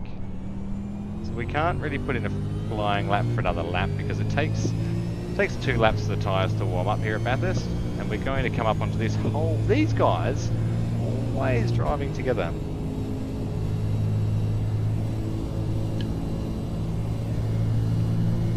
Need to put my Camelback back on the back of my seat here so I can have my straw and...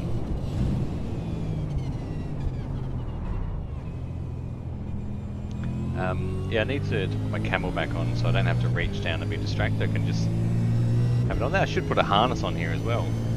I have actually spoken about putting a harness in only because I'd like to have something for... Are you going to bed, buddy? All right. Good night, little dude. See you in the morning, mate. Get a good sleep for soccer, eh? That's little Mitchell done for.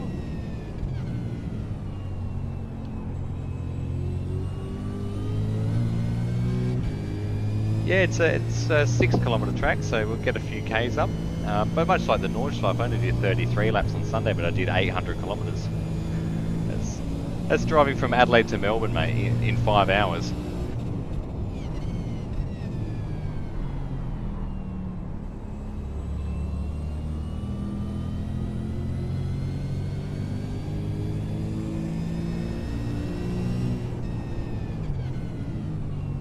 I was pretty stoked when I did the calculations. Then the next morning I realised I'd done a trip to Melbourne in 5 hours and 20 minutes.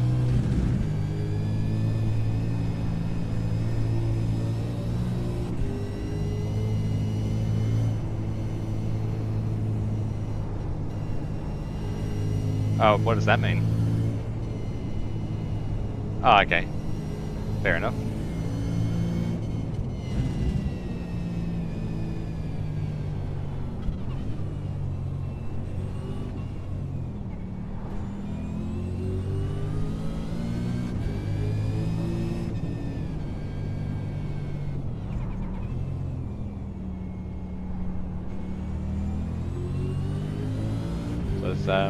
I don't actually know how to set up the server. They just had a little bolt telling me I've set up the Holden the Ford as different. What was the terminology you used? Different tables. So basically, because the yellow and blue, so they're classed as different categories effectively. Come and join, Punt. Come and do some laps, mate.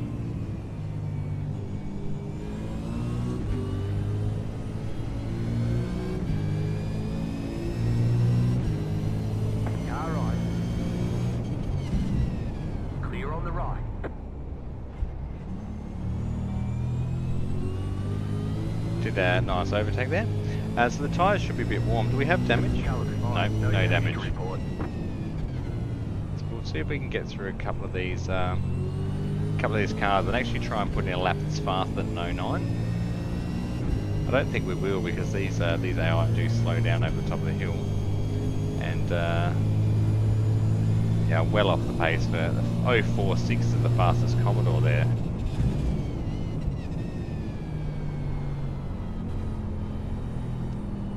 So I'm actually 5 seconds a lap faster than the fastest human. Yeah, that's going to take some work, I think. That's definitely going to take some work. I mean, that also might be a qualifying session. You can never guarantee it's on race fuel or what have you. Or, but 5 seconds is out of my league, guys. It's probably not. I could probably figure out how to do it. But it's very, very impressive. They do it in real life, don't they, that sort of lap time? That's not the fast way down the mountain there. I think you've just got to have the courage to throw it into some of these corners, and you can definitely get out of there faster than the AI. Just set the fastest lap. 4.358. Car right, still there. Get on the inside of the chase. We will get this other car into the chase as well. But I've got to remember these guys brake at the follow through. Clear on the right, left side. Clear.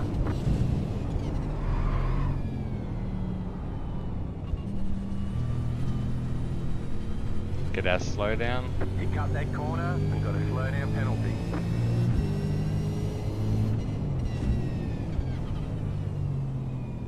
Alright. Got us in front of them. But those guys are fast, like 2-0, wow, 5 seconds.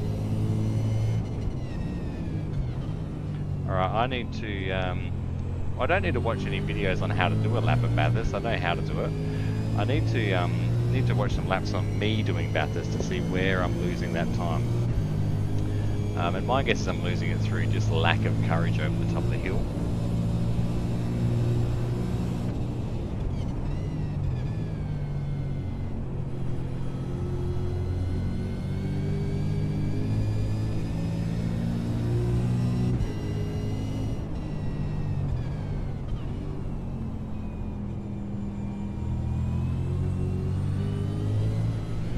That's the best we've taken the cutting all day.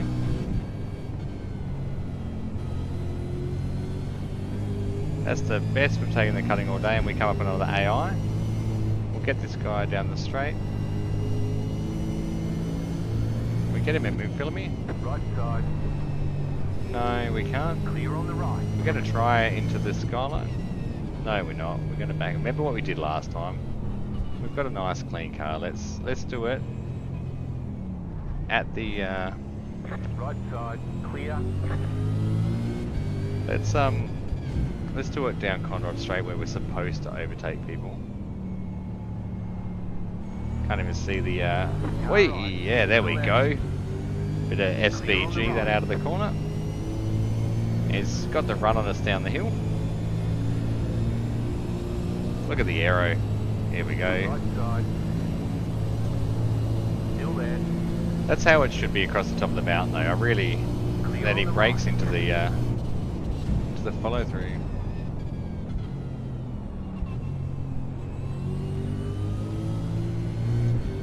So I don't know if it's me going down too many gears. I don't know what it is, but got Mr. Lordbolt in my ears. He's driving the new mini stock, I think they call it.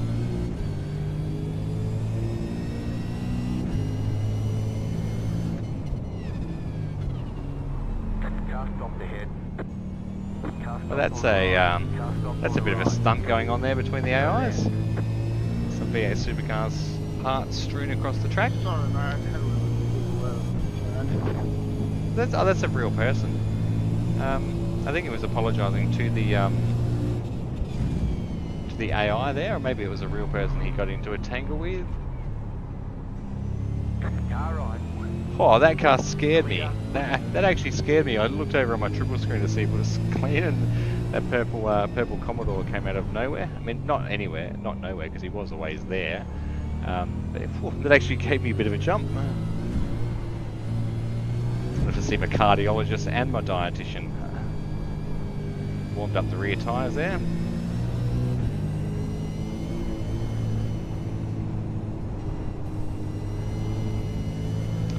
We do have to get back past these guys again after missing the apex at Griffin's Bend.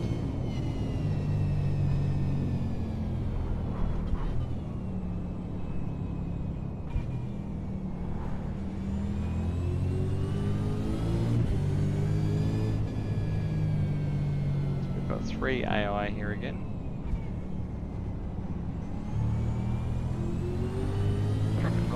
There's one of them.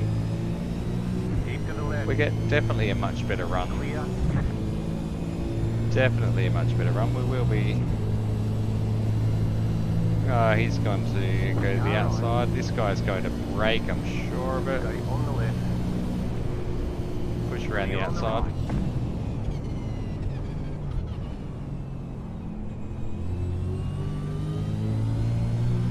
It's good to practice overtaking down there because you are on the marbles.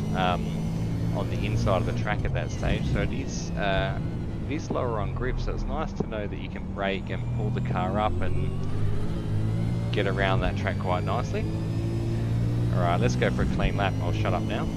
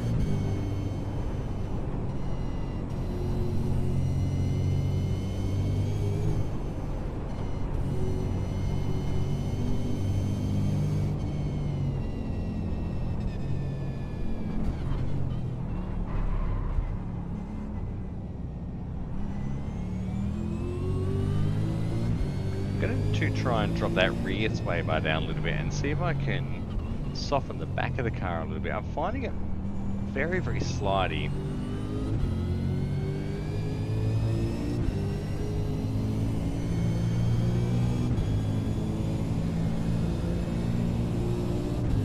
I don't know if I need to go softer with the back and the front.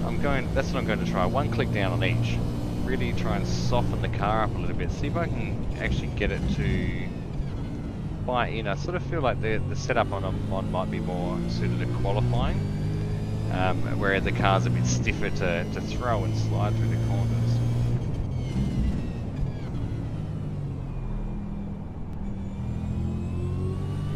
I'm just finding a lot of troubles keeping traction on those rear tyres.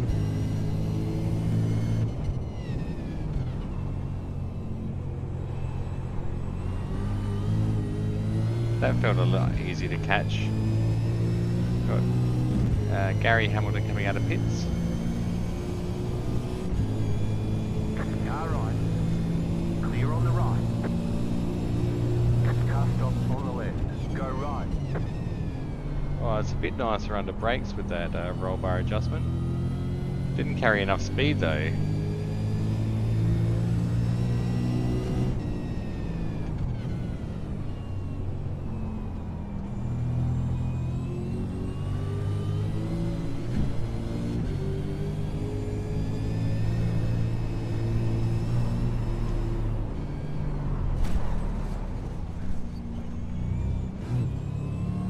Okay, that might not have been it. Let's throw the rear wheel alignment out. So that wasn't the answer. Maybe I was too confident.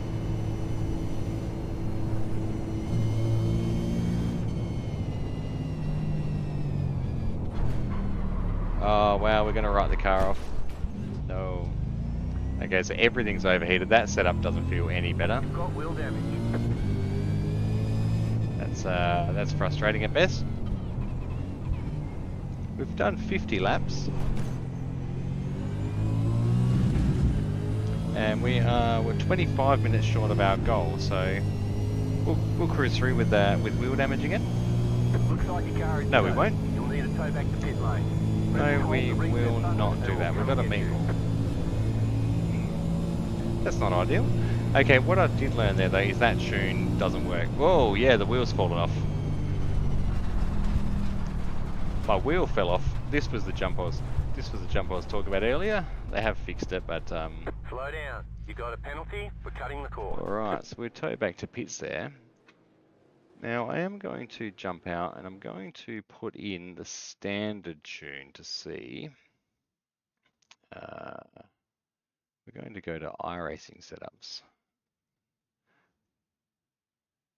Does that jump still work?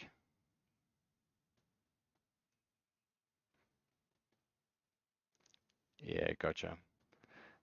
So there's the Bathurst Open setup. Let's run the... I think we'll run the Bathurst Open setup and we'll have a look and have a feel for the last 20 minutes of the stream. I think that's a good idea. No, that's okay. I'm going to try the Bathurst race tune and just see what that feels like, just to compare it. I think that's what I'll do, is just give that a try. Let's admire the Leukodystrophy livery for a little bit. And as I said, we have 20 minutes to go in this stream, so I'm pretty happy with my driving. To be honest, I don't drive the supercar all that much, so it is a bit of experience again in driving something that I'm not used to. I have come unstuck a couple of times, which I expected to happen. Not disappointed with that. All right, let's get in and we'll run 20 minutes. So that should be about another 2 minutes lap. So about another 10 laps we'll do. So we've got 50. So we'll get to the 60 lap mark. Yeah, I've got to put a chat window up, but I don't know how to do it yet, so I'll figure that out. I use SimHub, yeah. So we're on a different tune altogether now. So remembering cold tyres as we come into Griffin's Bend for the first time. Thanks, man.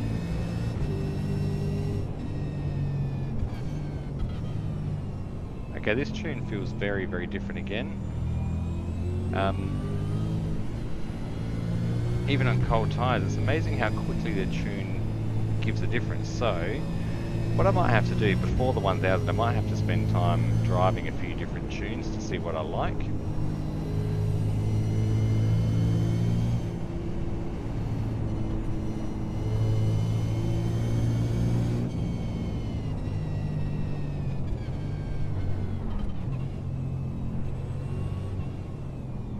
This feels much better.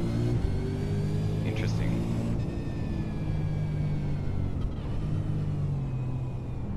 Feels better under brakes and everything. Let's get down this straight. We'll find where my mouse is and have a look at what the sway bar settings are on this setup. Haven't touched me, Craig. 3 and 4. There you go. With brake wires a hell of a lot more forward. Too shady. Interesting. Interesting. So maybe the car was way too stiff and I had the balance way to the rear instead. As I said, I do feel like the setup was more a qualifying setup, so...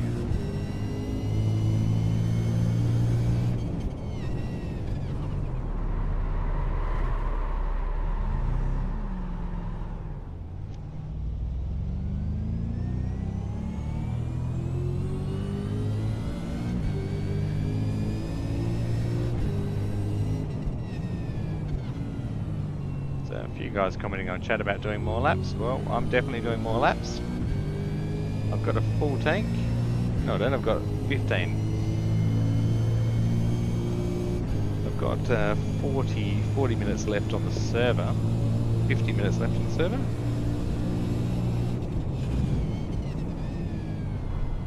Okay, this iRacing tune feels much better for me. Set up. Commodore, think try some shit.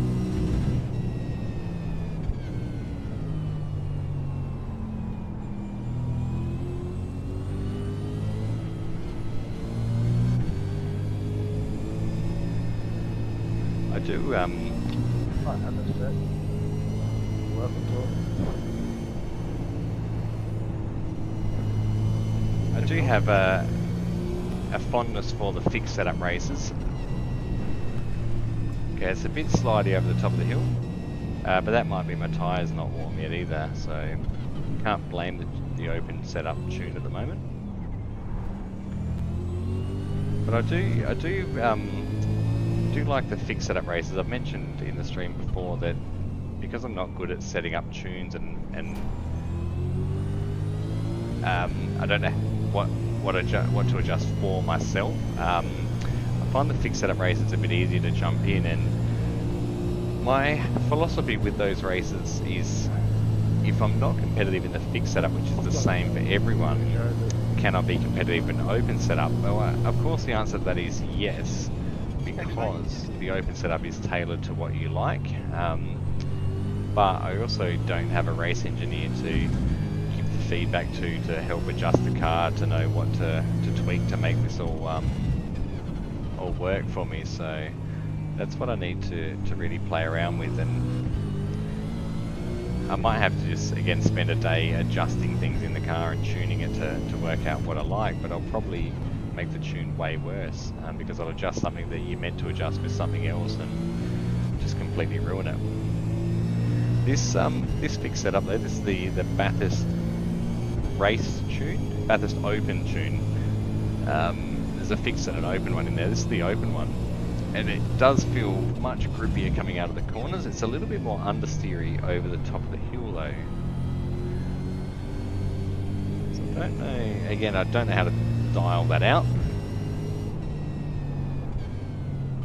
but it's a good baseline. There was nothing.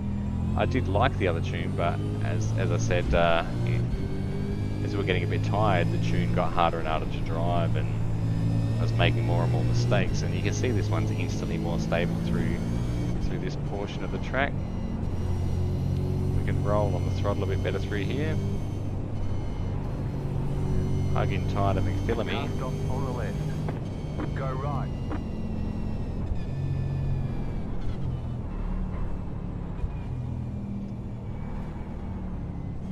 Carried too much speed in with the AI there, tempting us to make a desperate dive, but we weren't going to play into his little hopes.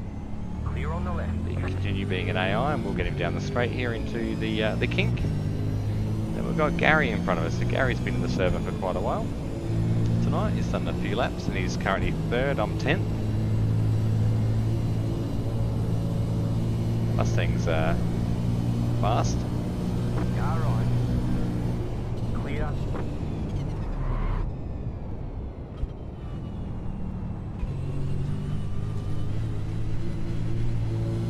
Slow down. You got a penalty. We're cutting the course.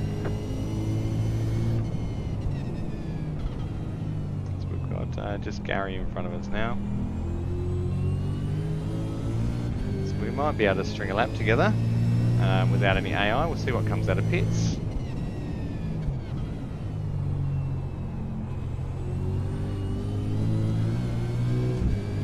We're on the third lap with this new tune. Yeah, copy, Craig. I don't drive this thing enough to really notice what I'll do well.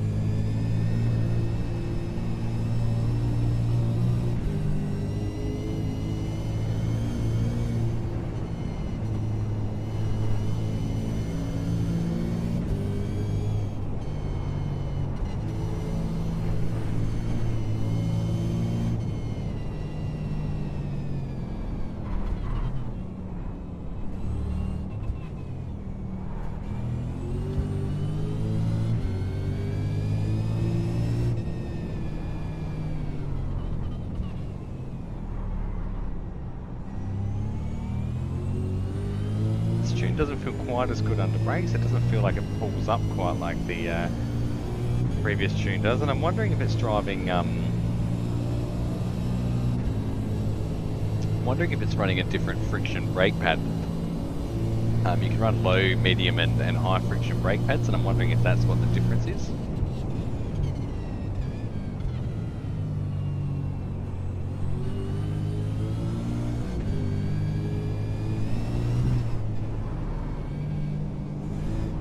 Oh, overcorrected.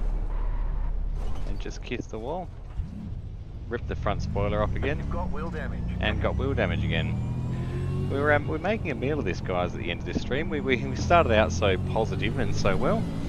But that's going to happen after a long week on YouTube. We've got 10 minutes. We've got enough for 5 more laps.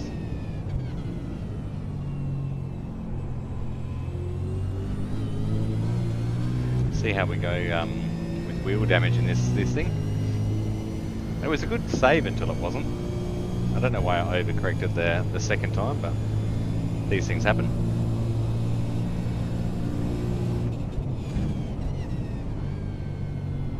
Maybe I'm not getting on the brakes hard enough in this tune. Thinking I have to actually brake harder. No. Okay, that wasn't the trick.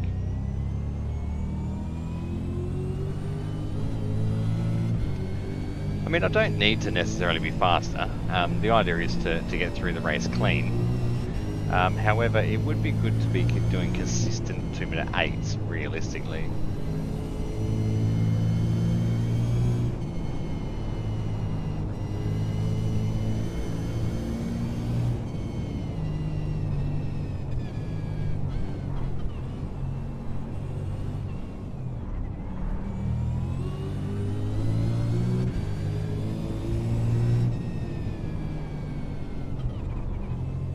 So I'm betting my bottom dollar that the supercar drivers aren't doing 2-minute 15 lap times in the middle of the race. Maybe they are, maybe they're not.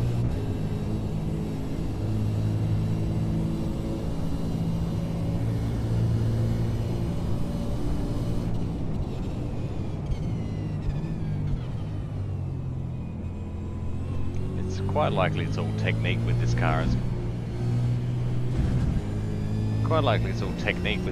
well.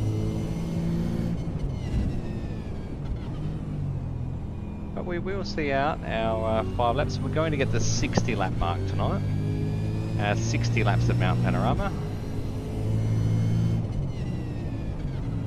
We've had some successes. We've had some battles with the AI. We've had some crashes. But we will get there. 60 more laps for Leuko is what we're aiming to put on the board. That wasn't the goal. I didn't know how many I'd do in 2.5 hours, but 60 it will be.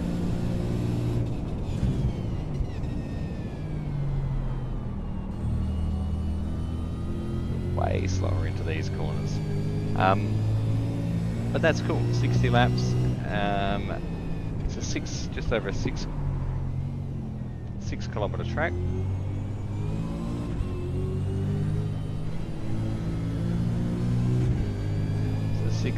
It's 360 something kilometres.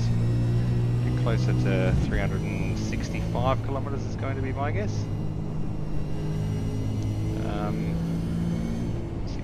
Yeah, it'd be maybe 370 kilometres, somewhere around that mark. We did 370 kilometres on Monday night in the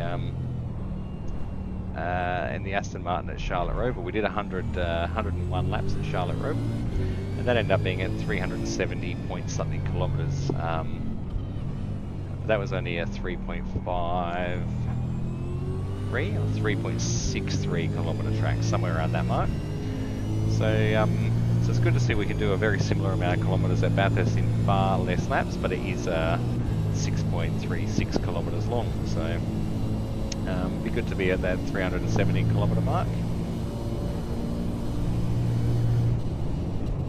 Still bump us up to the 470 lap mark for the 6 days. He's had a bit of a crash.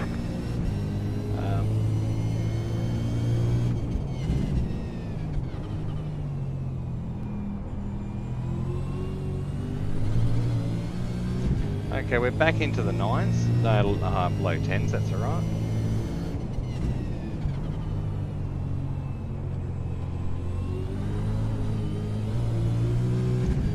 Just burning up the tyres at the back of the car there.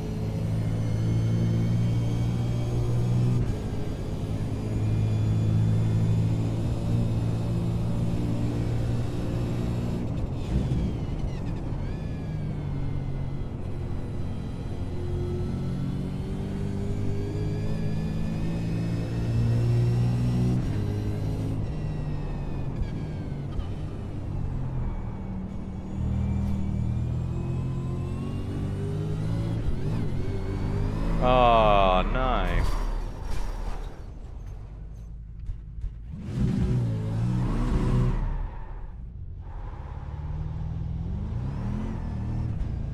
Well, that was looking promising for another good lap, but I short shifted to try and stop that wheel spin. It actually lit up the rear tyres more, so it's a big torquey V8 this one.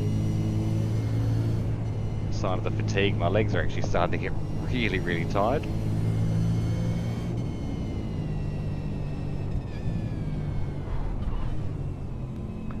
Somebody's a bit unhappy in chat there. We've got a seriously bro going on, so there must be some other guys down the bottom of the track or coming up the hill that are having a few moments. I don't have a push to talk button mapped in this car to actually have a chat with all the guys, do I? No, I don't actually have a push to talk button for the server. I probably should have put some effort into doing that so I could have a chat with guys in the race server as well. That's we'll add that to my list of things to achieve. Getting YouTube chat live on my screen so I can see what people are talking to me about, and getting a push to talk button so I can actually thank the people that are in the Laps for Leuko hosted session that we are running here today.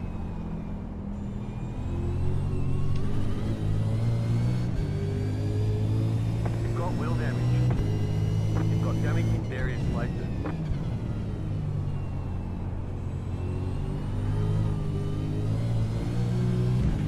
We'll get to the 60 lap mark, guys, and we'll call this the end of the stream for the night.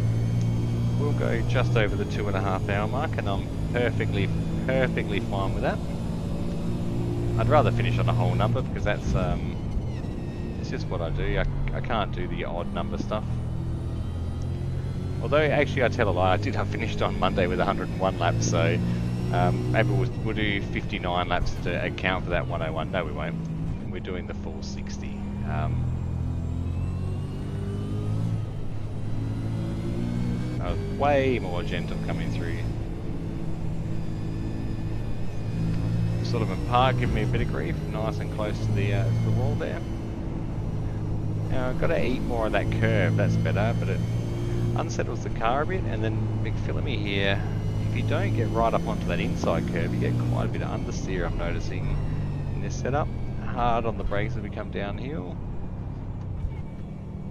Through the dipper. Back on it. Dab of the brakes to square the car up. Down a second. See, the car's sliding in through there, which it shouldn't be. It shouldn't be sliding into the forest elbow, but it is, so that's pure driving style again. Fourth tune. This is only the baseline open setup. It's not the one you have to run. It's the starting open tune effectively.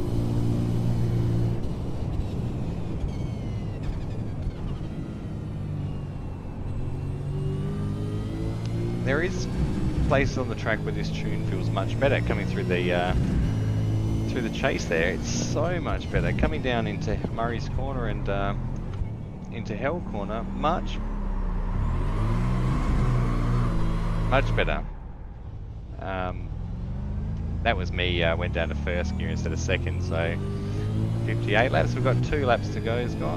We've got damage on the back end. What did I hit? Chill out, Jeff. Did I hit the wall there? Must have hit pit wall. The rear spoiler's still on the car. It is. I can still see it in my rear vision mirror.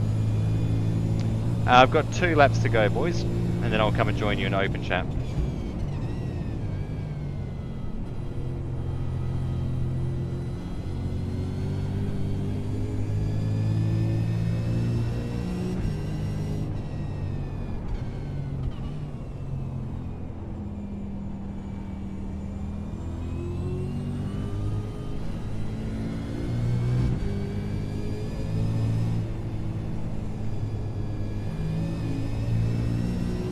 So guys in chat in my ear are currently driving the mini stock, which is one of the new cars on iRacing. Apparently the comments are that it's going to be a pretty good league racing car from what I hear, so we'll get that test out a bit later.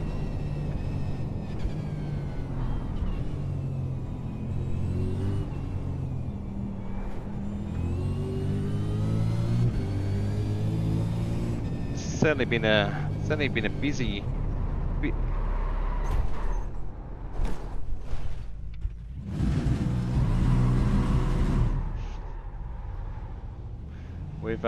We've reached the fatigue limits in the in the supercar, guys. We're coming well and truly unstuck now. Well and truly unstuck, but we're going to get through the 60 laps. My legs are killing me, and I was just as I was coming down into the Forest Elbow just now, I was saying that this has been a busier night than the whole 5 hours was at Nordschleife on Sunday night. This is super hard work. Going on the clutch as you're working down through the gears, and using my right foot for the brake pedal, which I normally use my left foot for.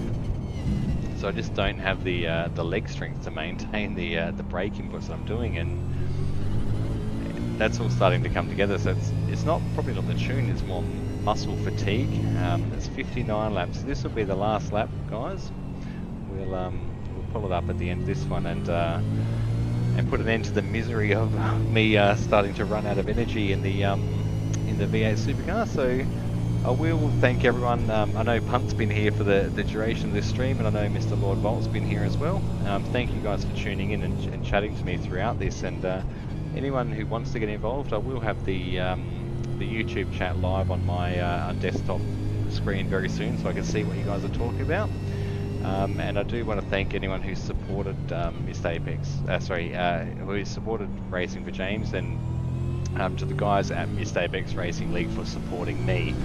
As always, we are here for Leukodystrophy Australia, and the goal of Laps for Leuko is to raise funds and awareness for Leukodystrophy Australia. They're a organisation run by volunteers to help support families affected by leukodystrophy.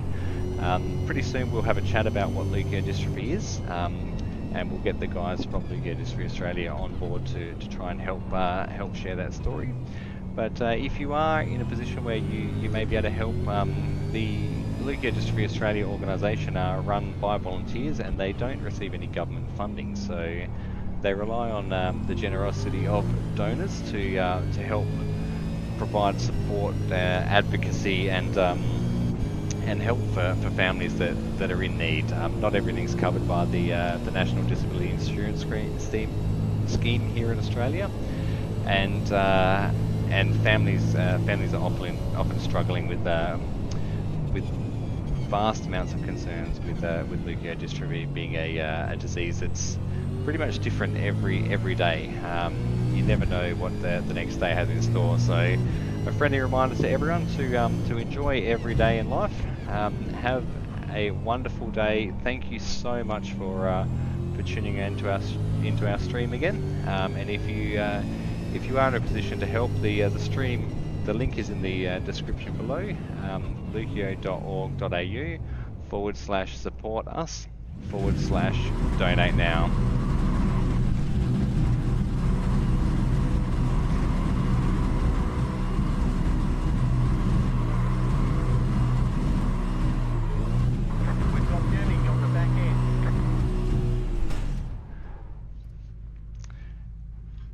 Thank you, everyone. We'll jump out of that stream now, and we will see you tomorrow. We've got a 5-hour stream coming up in the Aston Martin GT4, so something a little bit more manageable in the iRacing special event.